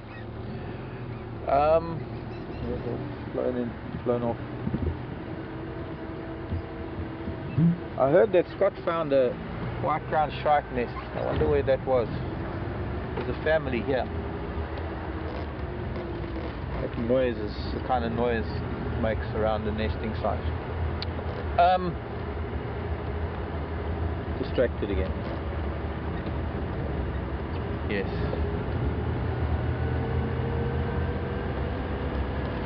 Vets. You got to understand that animals, especially when you look at predators that are getting old and losing condition and their teeth are wearing down, like a big old male lion or an old leopard that starting to get a little bit arthritic and not able to hunt that well. Those animals depend on other animals that are injured or sick or slow. And so it's I suppose it's important from that aspect that we don't interfere too much, because everything in nature has to take its own course. Animals have to be taken out of the gene pool from time to time, and it has to be done by predators. It's got to be a natural process. So while it's very hard sometimes to observe injured animals, and I have had to do that in the past, it's heartbreaking to have to accept that an animal that is injured by whatever natural cause it was, it's important to be able to have the temerity to stand back, to have the strength to see it with the head and not from the heart. This is not easy, and I know for a lot of you out there, sometimes unfortunately we see an animal that is injured and it tugs at the heartstrings of everybody who's watching, because we are all passionate about animals and wildlife. Another important factor here is that the process that is needed to assist an animal is far more detrimental sometimes than the injury itself, and that sometimes by having to dart an animal and put it through the trauma of treatment and handling it and disturbing it. It's disturbing it.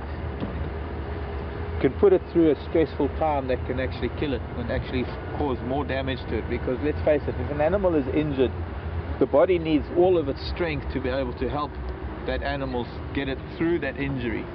And if we were to dart them all the time, that is just adding stress to the animal, adding stress to a body that needs more energy in the healing process. So often it is summed up as to whether it is in the animal's best interest to leave it alone, and it might not sound like it, but it very, very much so it is. Okay, I need to talk on the radio. Stop up there on the boundary.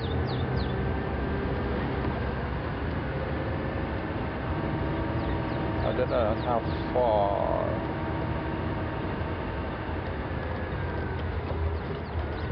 I need to have a look at a map. Not because I need to know where I'm going, I need to know where something is coming from. I need to know how far in Torchwood something is, because it might be coming this way. Yes.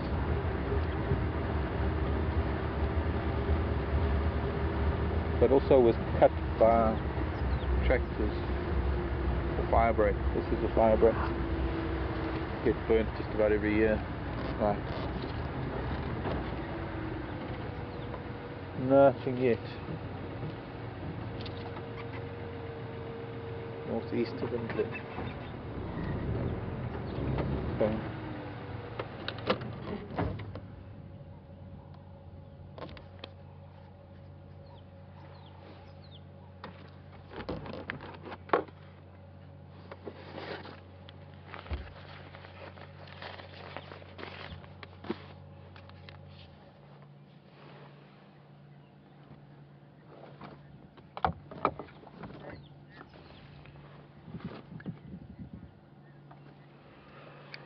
Bernie for Mark.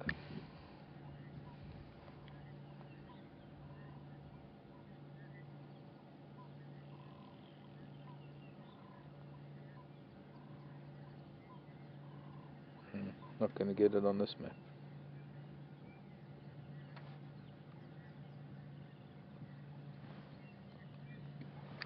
Bernie for Mark.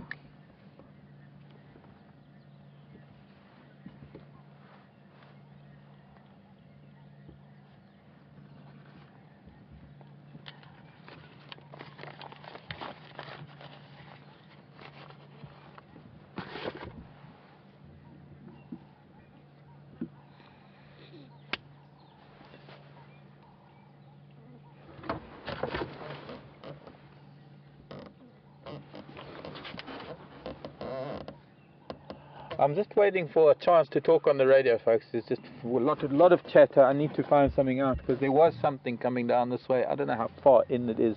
This is our extreme most northeasternmost corner, and the only station still with that lock on Biffles or cut line, and this radio doesn't work very well.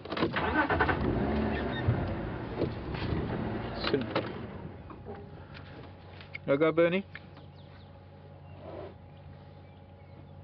Yeah, about 1 out of 5 I can more or less get you. How far are you from Cheetah Cut Line?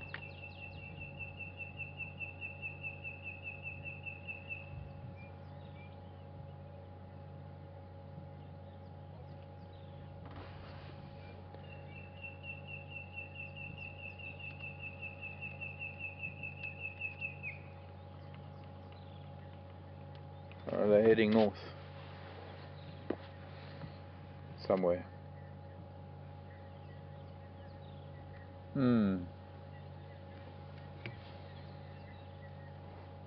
Okay, could I get someone relay that message from Bernie, please?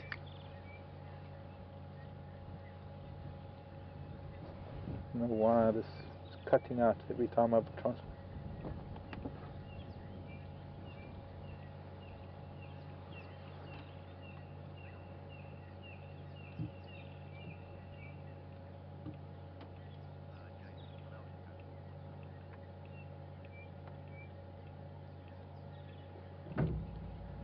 They're not on this road anymore. They have headed northwest there were 2 cheetah coming down this road, and I was going to make it. I was hoping that it would be a nice surprise to be able to find them walking this way, but unfortunately they seem to have moved up. I need to also take off a layer. This cloud is lifting, starting to warm up considerably. I need to get some of these layers off.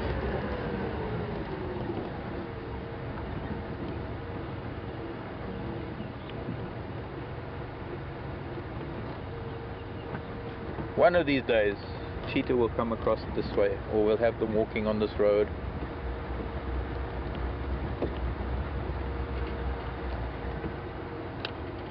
I'm just going to take a layer off. Excuse me a sec.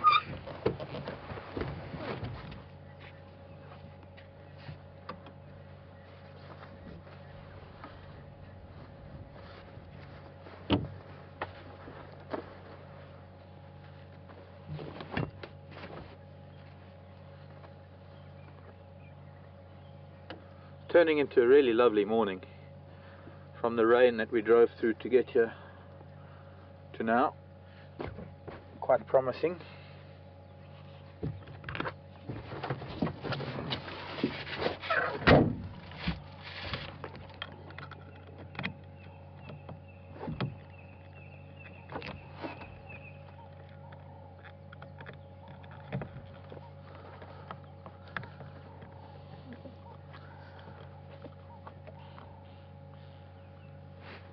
Okay.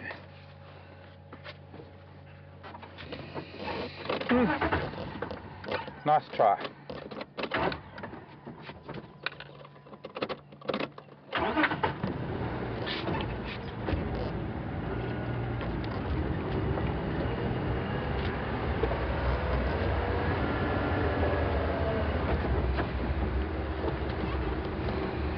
Just wasn't going to be today. We could maybe come and have a look for tracks later this afternoon. But I was hoping for it to be a surprise, otherwise we would go up to the airstrip on Narathusa. We are also, with this weather, a bit dodgy with the signal, so much better to go up there in clear weather.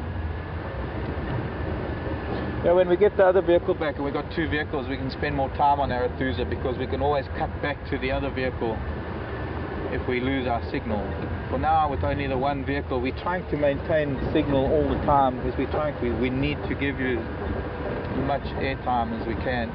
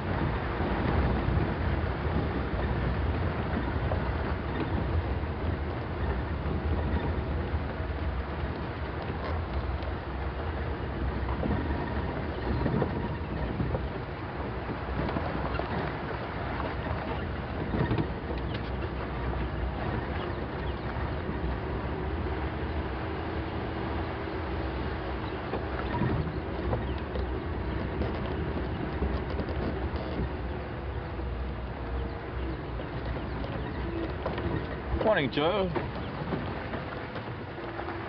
Interesting question. Joe wants to know the difference between leopard tracks and cheetah tracks. Well, let's look at the animal, Joe. Let's first have a look at the animal. Leopard is a very short and squat cat, very powerful legs. Paws are very round and very little, like little chubby paws, very cat-like. But the most important thing about a leopard's paws is that it has retractable claws. And one of the reasons for that, is because with claws that stick out like a dog's, they're likely to make a noise when the leopard is stalking. And the claws are then protracted, extended when they need to grab hold of something or when they need to climb a tree. So for a leopard's tracks, you find they've got relatively round toes, and when you look at the track itself, you can almost draw a round circle around the track. It's a very round track, particularly the front paw of a leopard. Cheetah, on the other hand, is a very tall cat, very slim. It is built for speed. It's got long, tall running legs, so it has very narrow feet. Big, bulky feet wouldn't really do it very well when it's running at high speed. So it's got much smaller feet, even though it stands taller than a leopard. It has much smaller feet than a leopard, so it's much narrower. There's also a slightly pointed shape to the foot. Another most important thing is that a cheetah, although it's a cat, does not have retractable claws. It has protractile claws. The claws are fixed. It is able to extend the claws, but the claws are fixed in an out position like a dog. And so it can give the cheetah a lot of grip, almost like the spikes on a runner's shoes. Help give it grip at high speed running through grassland, wherever it's running. So that's one of the differences between cheetah and leopard. Other birds, lots of kingfishers making a claim for territory. The other thing that one has to look at that may be confusing, because you can't really confuse leopard and cheetah because of the claws and the pointedness, the pointed shape to the front of the foot. But the other thing that is important to look at is that cheetah will look very much like a dog's tracks. A medium-sized dog, like slightly bigger than maybe a wild dog, a little bit smaller than a hyena, but a small hyena would be about the same as a cheetah. But what is most important about the difference between the cats and the dogs is the shape at the back of the pad, which would be, I suppose, the equivalent of the heel of our palm. And in the cats there's a W, like a three lobes at the back of a cat track, as opposed to the two lobes of a hyena or a dog track. So where you might find the claws on the cheetah, you've got to look for the back of the track to see that you have those three little lobes at the back of the track. And I'll pull out a book shortly when we stop. We're going to stop and have a look around Buffelshoek Dam. Not that we're likely to find much coming to the dam, but just because, who knows, might be an interesting bird or two, or a leopard, or a lion, or a polar bear. Oh, could have got a nice shot of that roller.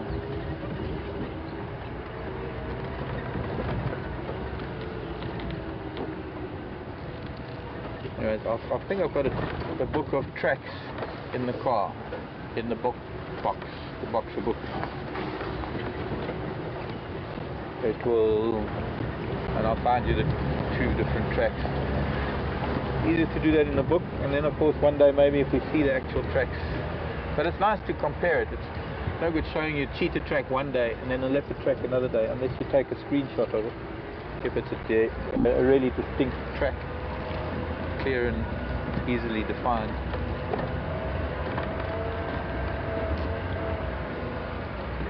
Yeah, there's a hippo.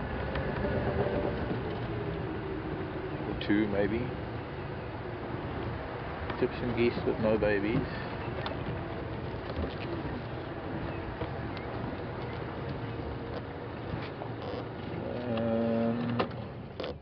Oh, yellow-billed stork, but it's gone around the corner. So let me see. I don't know if I do have a track book.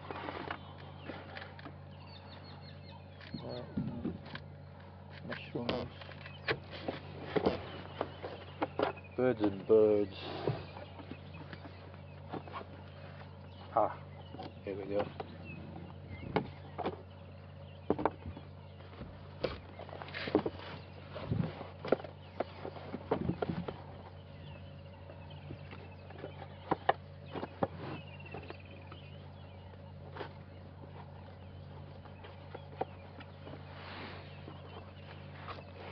I'm going to see if I can find it in the book for you while you're looking at this hippo. Not that it's a very active hippo, but hippos do sleep during the day.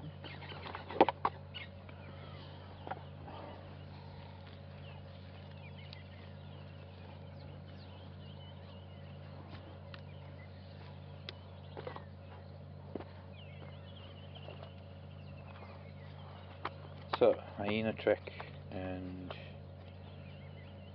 dog track versus cat track, leopard track versus lion track. Here we go, versus cheetah, lion, leopard, and where am I going to find cheetah?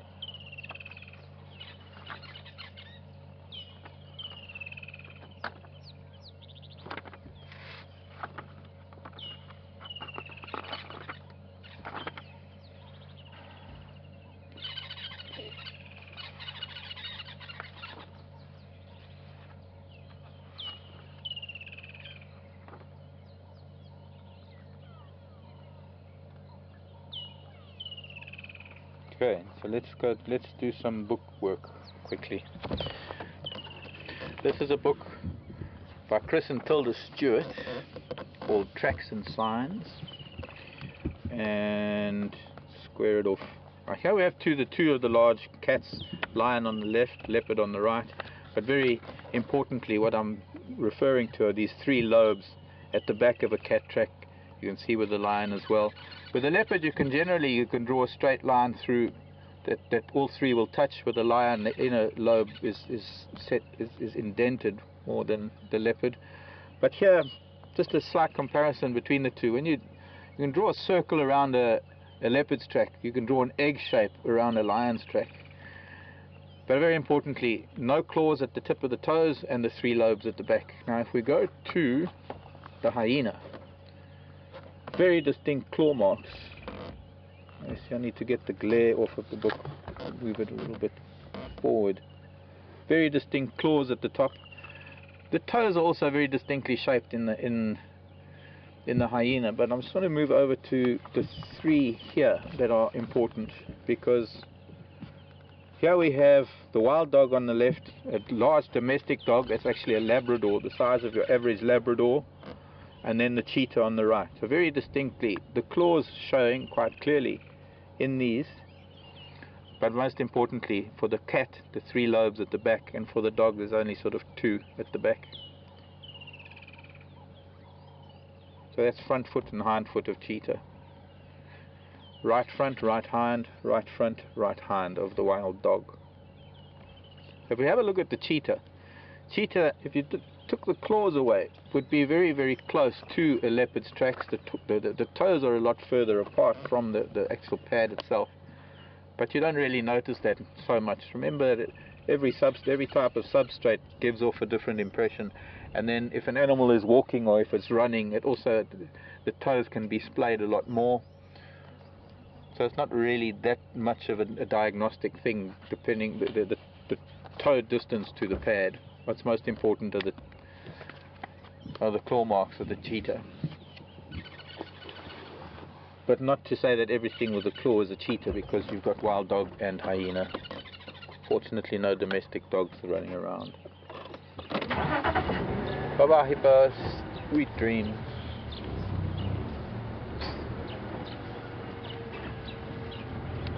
Right, where shall we go? Yes, let's go this way to Warripan.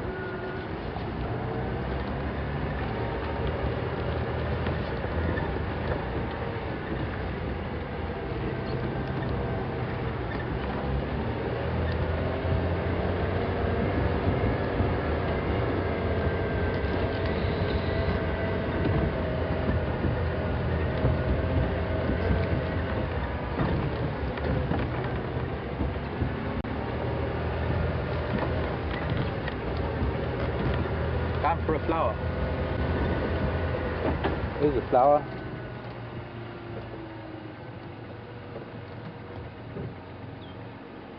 Normally a mauve color. This is somewhat faded. This is the Solanum. You can see it's aubergine potato family, belonging to the deadly nightshade or poison apple. And yes, that is poisonous.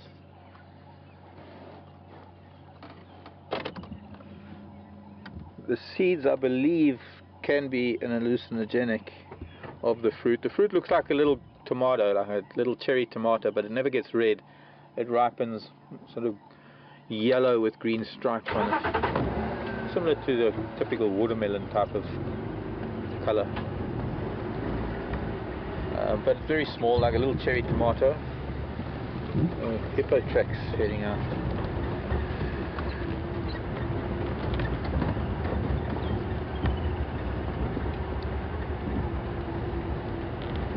Many teenagers hospitalized and actually have died from experimenting with those seeds.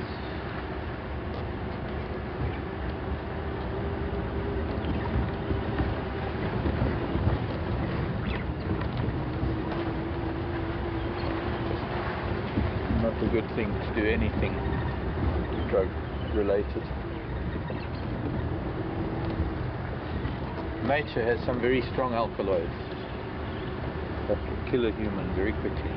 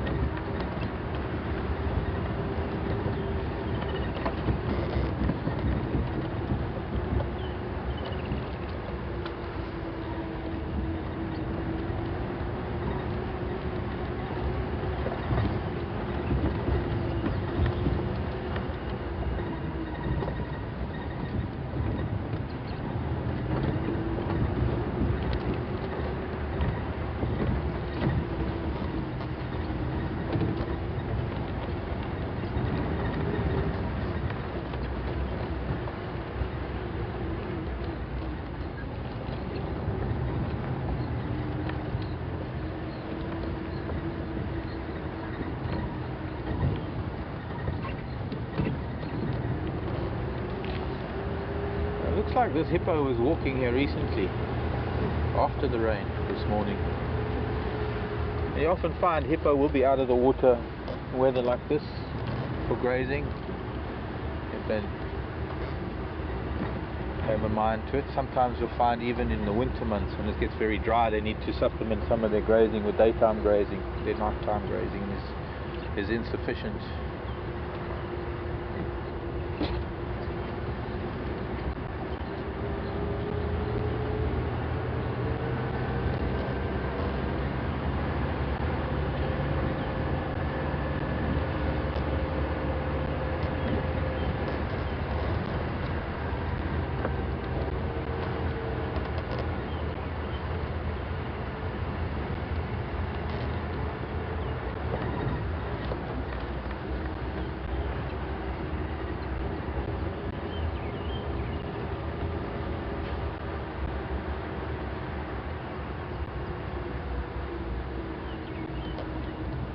A lot of crinums around here that will be flowering soon, I hope, if they haven't already. Some of the lilies, you see their leaves. And this rain, if we get the right amount of rain and sunshine, they'll burst into bloom.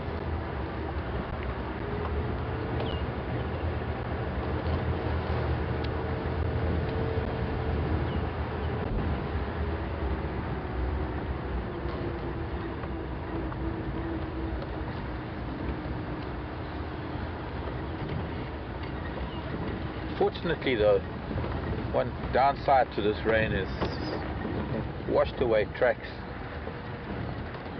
I don't even know where those lions would have gotten to after we left them on this road, Drakensberg, 2 nights ago.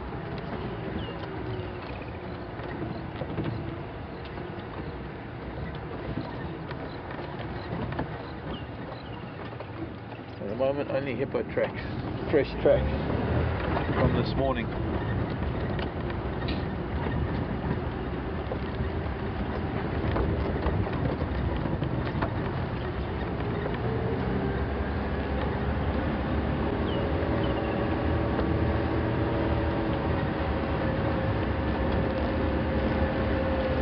I'm going to go back to the corner, that northeastern corner, just in case those other 2 cats decided to make their way back here. I'd hate to miss out on them and find out later that they did come this way.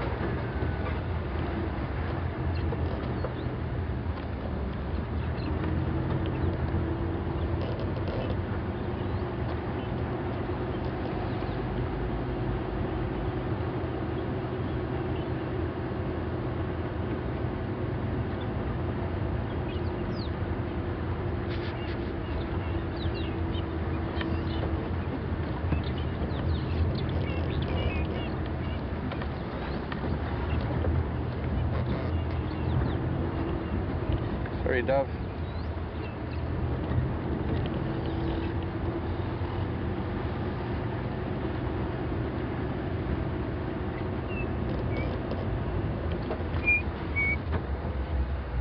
Three little birds flying ahead of us. If we can get a little bit closer to them. Our cinnamon-breasted buntings. One more, gonna fly away.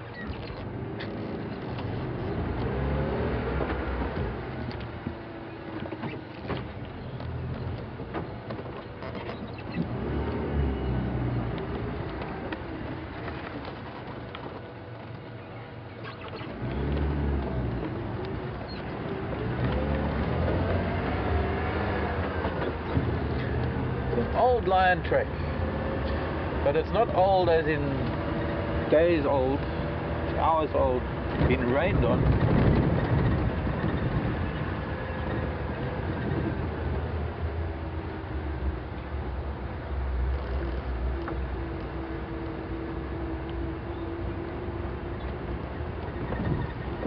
We need to go back down south. I don't know if it's the same line they found somewhere on Torchwood here. Could be. They haven't said which line they are.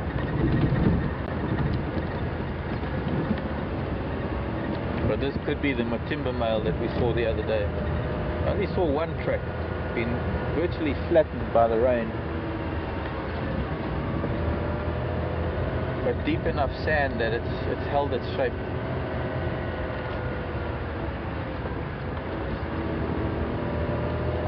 I don't think we're going to have any luck, because I've just heard on the radio now that the cheetah are lullapanzi, which means they're lying down somewhere. They've stopped moving, whether it was to the northwest or wherever it was, where they'd been moving earlier this morning. But there was a report that they were heading towards this corner about half an hour ago, and that's why we slowly made our way here. However, it's not going to be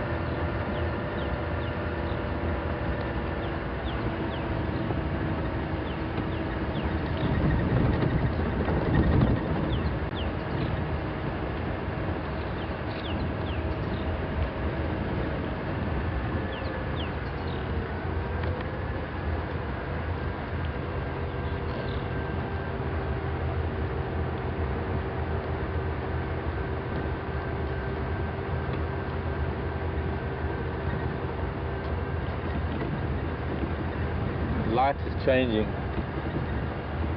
Patches of the cloud where the sun's trying to get through, and then patches of dark, so it changes a little bit the settings on the iris. Right, I think this is where I saw that track. Yep, big male lion. Would have been last night sometime, heading back south down this road. It would be nice if he decided to just lie down somewhere. Find him lying down. Ha ha.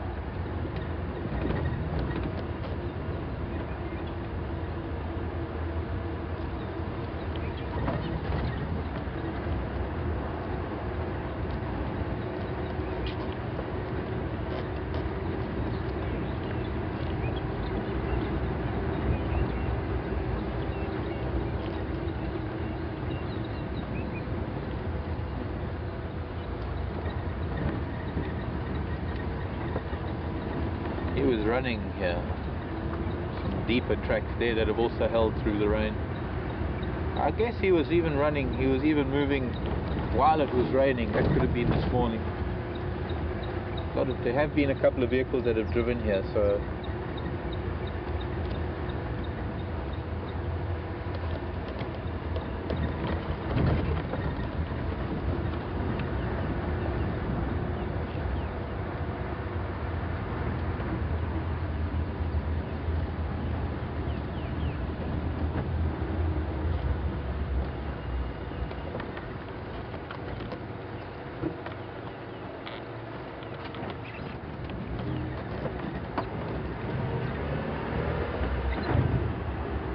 see a tortoise again.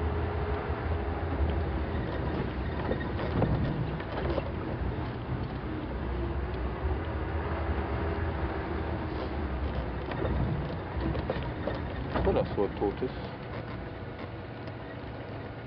Guess I was wrong. Clump of grass.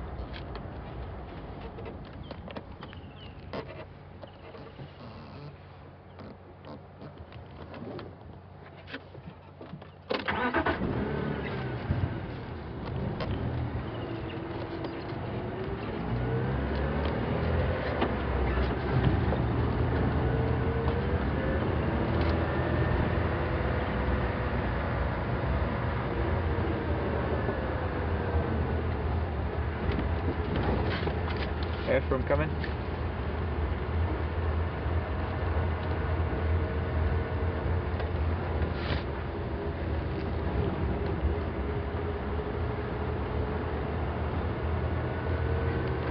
Ephraim coming. Ephraim, what's that block of those compound trees? Okay, they're not on the cut line anymore.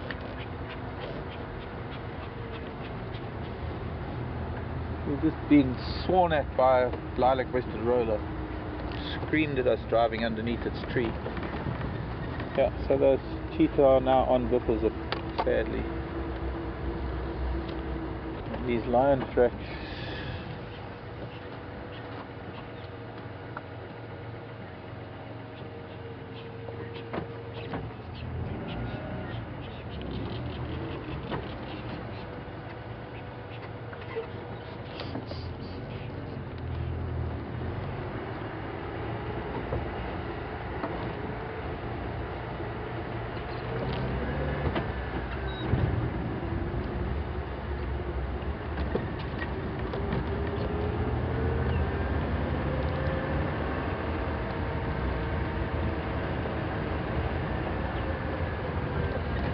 Alex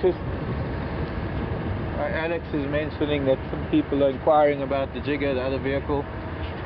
Well, unfortunately, all the businesses in the area are closed, and some of them till Monday, some of them till the New Year. The place where the Jigger went is closed until Monday. We will only know more on Monday when she will be back. They did fix one issue, but then there's still an underlying problem that they need to look at. So unfortunately, Jigger we'll only know Monday.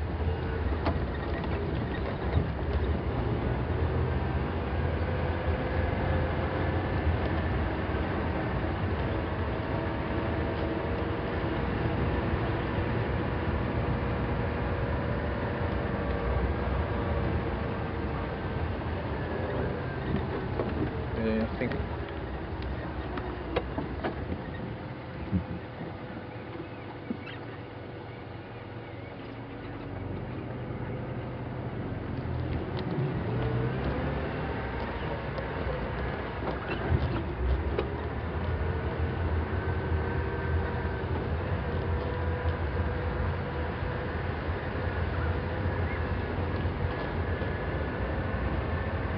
thanks Clancy. Clancy just sending a weather update, but I think Clancy, that's a little bit way too far south to affect us.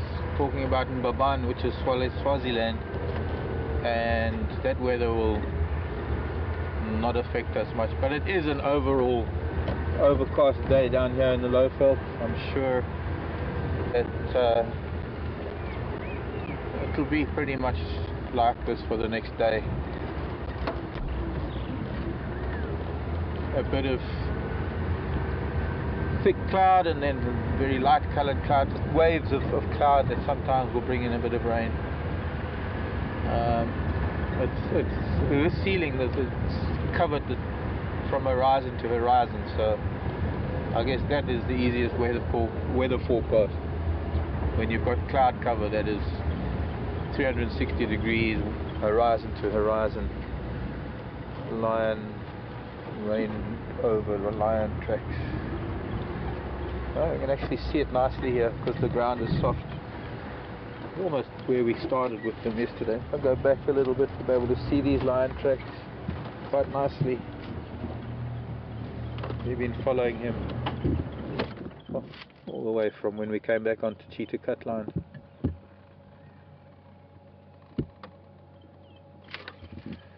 Now you can see claw marks in that track because he was digging his foot deep into the sand there. But the next one, yeah, that one, that's almost a perfect lion track.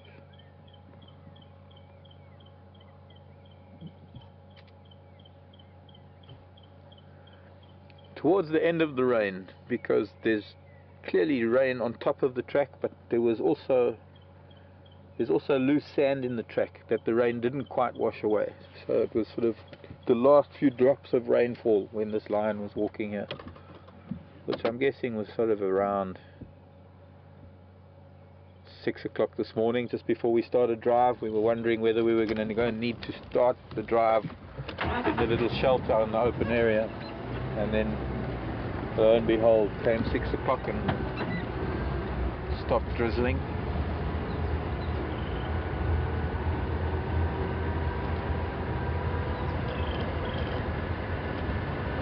I wonder how far south he went, this boy. And I wonder when he stopped walking. It seems to be only him. Just the male. Probably just that Matimba male that was left the pride, and maybe they went a little bit further, too far north for him.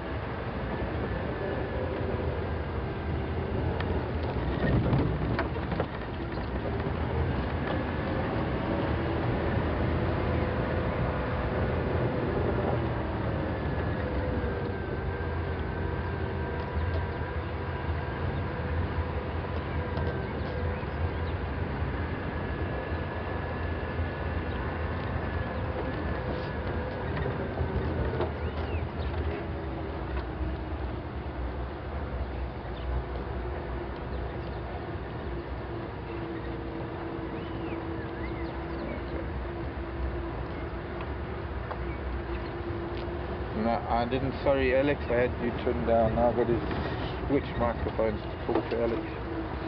Jan wants to know Yeah. how big the property we have how big the reserve we are on. Jan wanting to Jan, not depending on what country it is. If it's South Africa, we would refer to that name as Jan, which is a man's name. But it could be Jan if it's overseas. And the lady by the name of Jan. Not too sure. Wanting to know how big the park or reserve is. Well, the whole Greater Kruger National Park is probably well over 5 million. Oh, there's a broad-tailed paradise wider in the road. Saw him in the grasses. And there he goes again. Got to dive into the grasses so that he doesn't damage his tail. The Greater Kruger National Park is probably, if we're talking of hectares, at least 2.5 million hectares, which I guess translates into about 7 million acres roughly, and that's not counting the mirrored park on the Mozambique side, which is a trans-frontier park, which adds another few million acres, although it's not that well utilized by game yet because there's been way too much civil war in Mozambique over the years, and there's still a lot of human settlements in the park, so there's human-animal conflict there. So it's hard to really understand, or hard to know which area you're referring to, Jan. Whether it's the Greater Kruger National Park, which is the size of the area that the animals move in. Then, oh, they're sitting in a tree, a beautiful bird, paradise wider. Oh, and off it goes again. Oh, it's gone. It's gone. Then, within the Kruger National Park, on the western boundary of the Kruger National Park, you get a number of private reserves. Oh, zebra tracks. The Sabi Sand Game Reserve is one private reserve. There's another one called the Timbavati. There's another one called Klaseri. Even Manyaleti, although it's not a private reserve, it's a provincial reserve, is part of the Kruger National Park. So there are a lot of private reserves within the Kruger National Park that border the Kruger National Park. They've been incorporated into the Kruger National Park for a greater movement of animals, but the humans are not allowed to move from one to the other. There are no connecting roads between the Sabi Sand and the Kruger National Park, or the Timbavati and the Kruger National Park. So that while animals can move, humans are restricted to the park that they're in. Then within those parks, within the private reserves, there are privately owned properties that comprise the park. So for example, on the left of this little road we're on, that is one property owned by a landowner. To the right is the property known as Gari, owned by Yuri Mulman. This is his property, and this is a dividing line between the two properties. So the area that we have to drive on and the area that we have to cover is a 1,000 hectare or maybe 2.2 thousand acre little piece of land in the middle of a 56, 58, maybe 60,000 hectare park that is the Sabi Sands Game Reserve, and that is part of these millions of hectares of the Kruger National Park. These are areas that are vast, open wilderness, sometimes wilderness areas. Can't call an area with a road a wilderness area, but wildlife areas where there's greater movement of wildlife, but there is very limited movement by humans, and you have to either have permission or you pay for traversing on other properties within the reserve that you're in. It can be very confusing. If it is still confusing, do let me know. So I wonder, see if there's any the hippo tracks crossing over, and okay, can maybe look at those hippo tracks. We need to see if the lion tracks are here crossing over. There they are. So he crossed, he went that way, but there's Nice squishy hippo track. Very big. I should go and put my hand in it to give you an idea of size.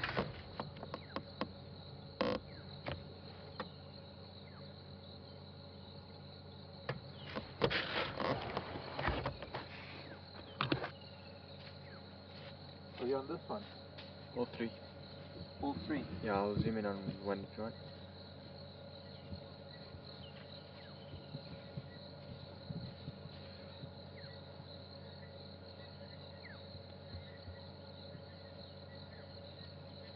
Just pointing out the 4 toes of the hippo track for you. And now I've got a muddy finger.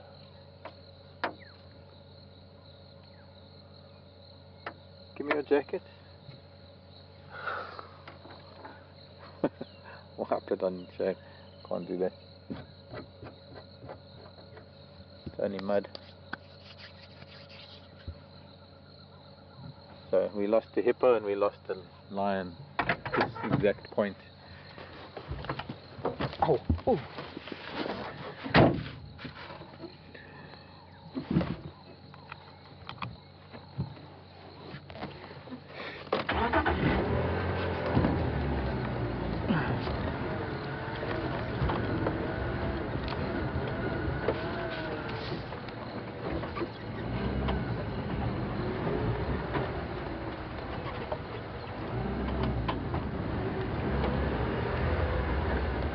Left my footprint in the hippo's footprint.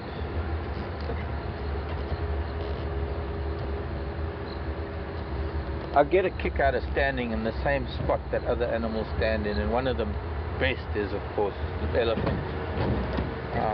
From a very, very young age, when my feet were very, very small, from about a 5-6-year-old, jumping from elephant print, or maybe 7.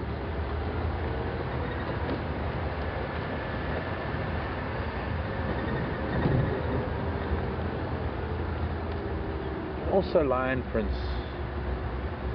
Done that with lion prints as well.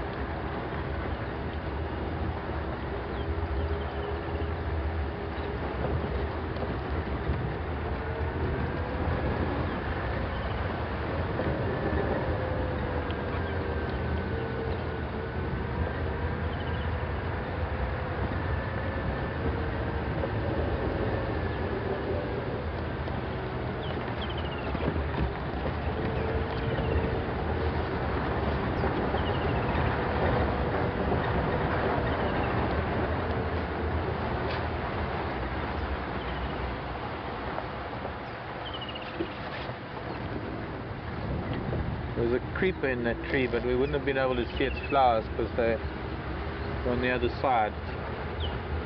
See if I can find another one, because if that one's flowering, there will be others flowering. That was one of the cucumber families, one of the cucurbitaceae, cucumis, calabash family.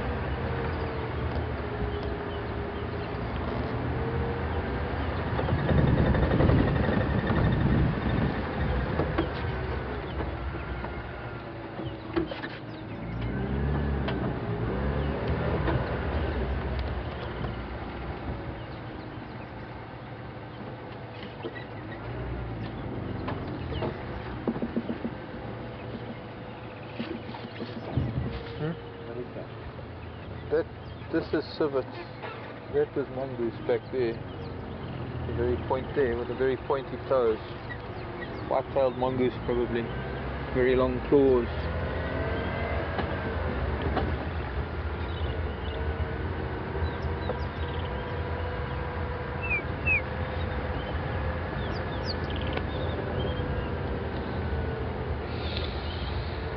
I love this, just the air, the smell, the freshness.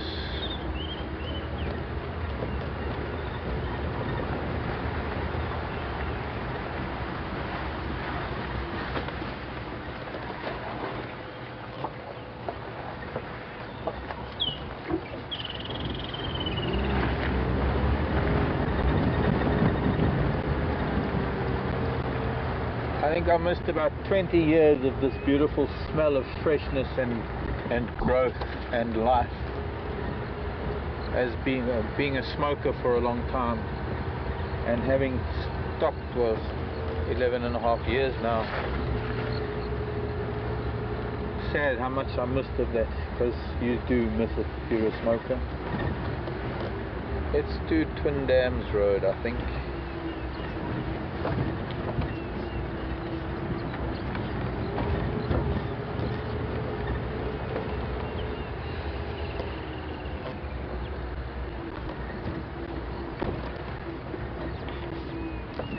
I don't know. Very unexpected. Did you know that Mercedes was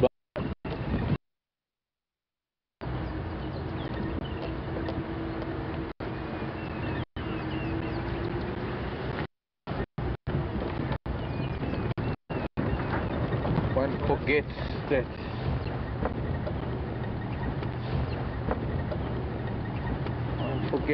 it's an accident and people drive.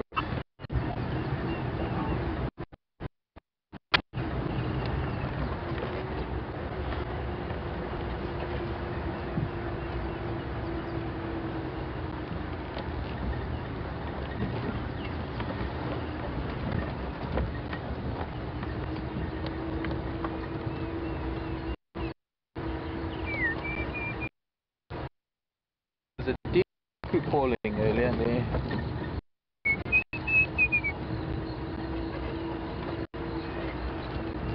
Bird that sings its own name. Rex. Rex.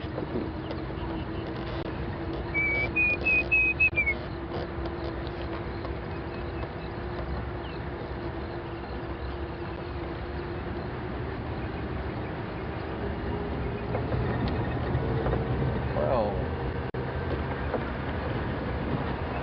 not much animal movement, judging by the lack of tracks.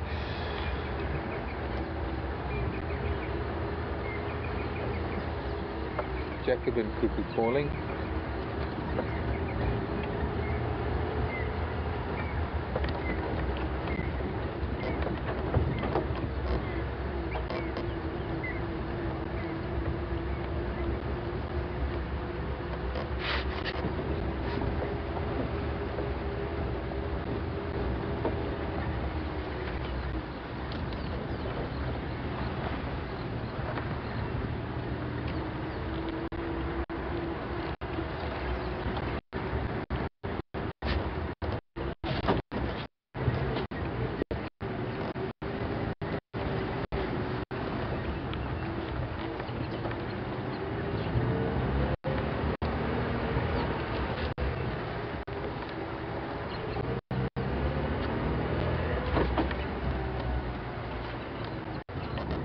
Third time I've seen zebra tracks without the zebra. I wonder where they're hiding. That's quite fresh zebra tracks, but it was going the other way.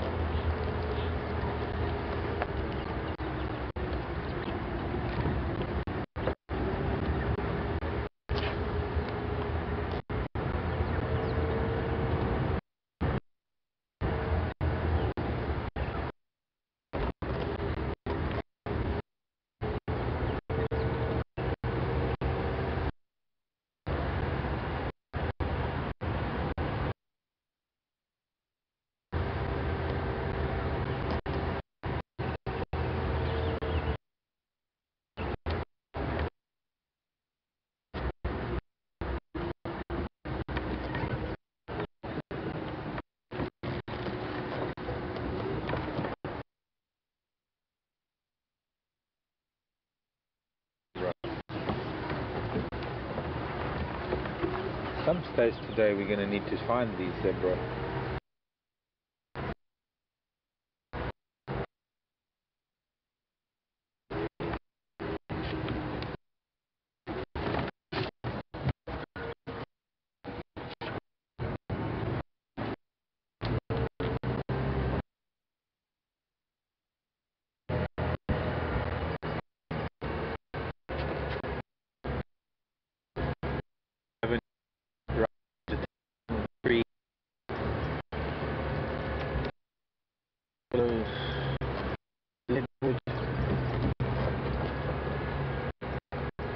Giant leadwood.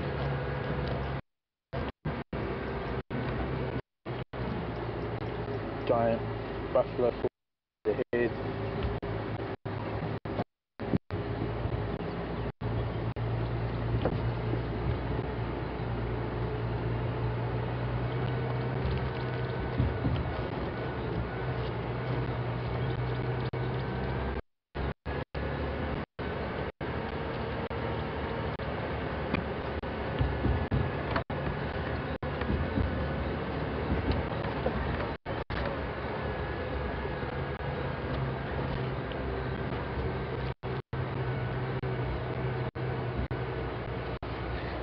It's going to be like driving on the railway line with no hands driving, because there's a rut where the tires move through the sand. So as long as you keep your momentum and just slightly touch the accelerator, the vehicle will drive itself in soft sand like this.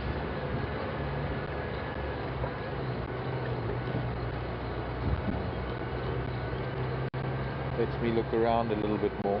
Don't have to worry about my hand following my eyes as it does sometimes when I wander around the road.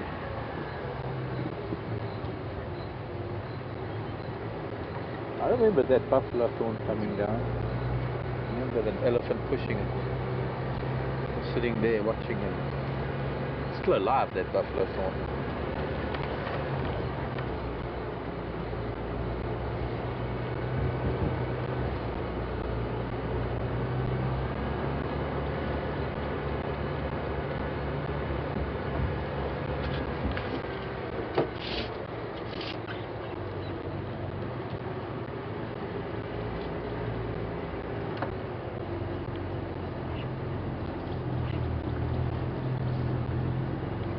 Question: has Jason ever fallen off the vehicle while manning the camera? Not yet. Yeah, a bit close, right? It says he's been close. Oh, you can probably hear him. So this is zebra coming out here. That must be the same zebra we saw going back into the riverbed where we went in. The same zebra that I saw heading down past Twin Dam. Zebra tracks, I mean, not them. I haven't lost a camera person yet. We nearly lost Caroline once. I think Tara was driving. There was a hole covered with grass. Couldn't see the hole. I don't think Caroline was. Yeah, it was Caroline. Wasn't concentrating. This is the wheel lug spot, everybody. For those who remember, there was a wheel lug when we changed the tyre here one day, Tara and myself. Or we call it a wheel nut. I became the wheel nut that day because I lost one of them. It just upped and disappeared.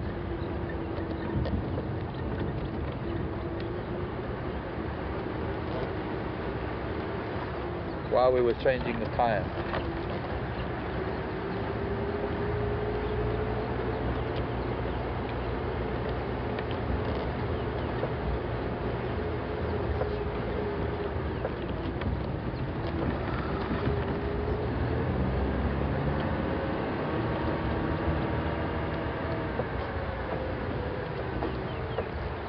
Buffalo came through, heading towards Chelapan. I'm sure they might be there.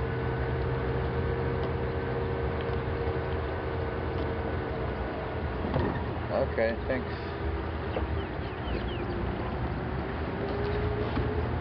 Big hello to Dave in the UK. Dave from my old hometown. Hi Dave, and hope you're doing okay. I know you've had a hard time recently, been over in Thailand I think with family, and just to know that thinking of you Dave. Do some birding later maybe. Merry Christmas too. Oh, Merry Christmas to everybody. Hope you all had a wonderful day. Christmas Day. All over now for the next year. Till next year. Nobody in the mud.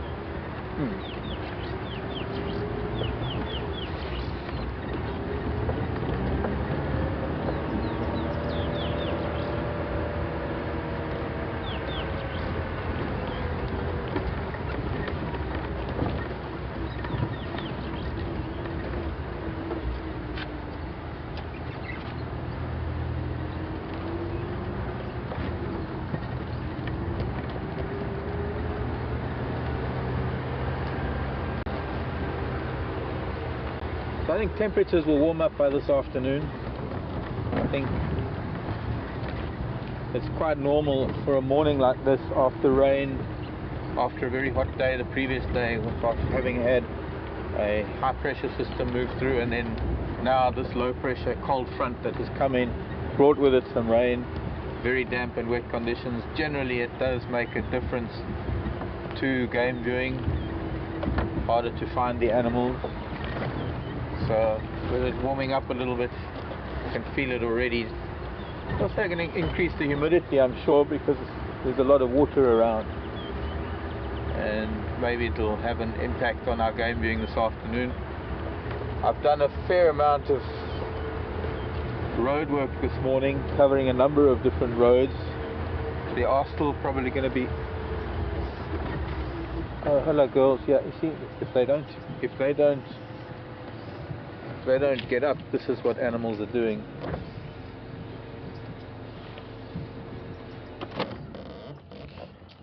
And very lucky to see them because they're close to the road, but most animals legs tucked in, chewing the cud, just getting through this cooler temperatures of the early morning after the rain, and no doubt be moving around a little bit. Thank you for joining me this morning. My name is Mark. You've been with us here at Djuma Game Reserve on WildEarth and Nat Geo Wild.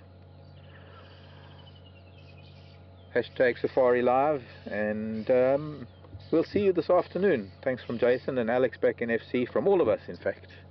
Do join us again later. Love you lots. Goodbye.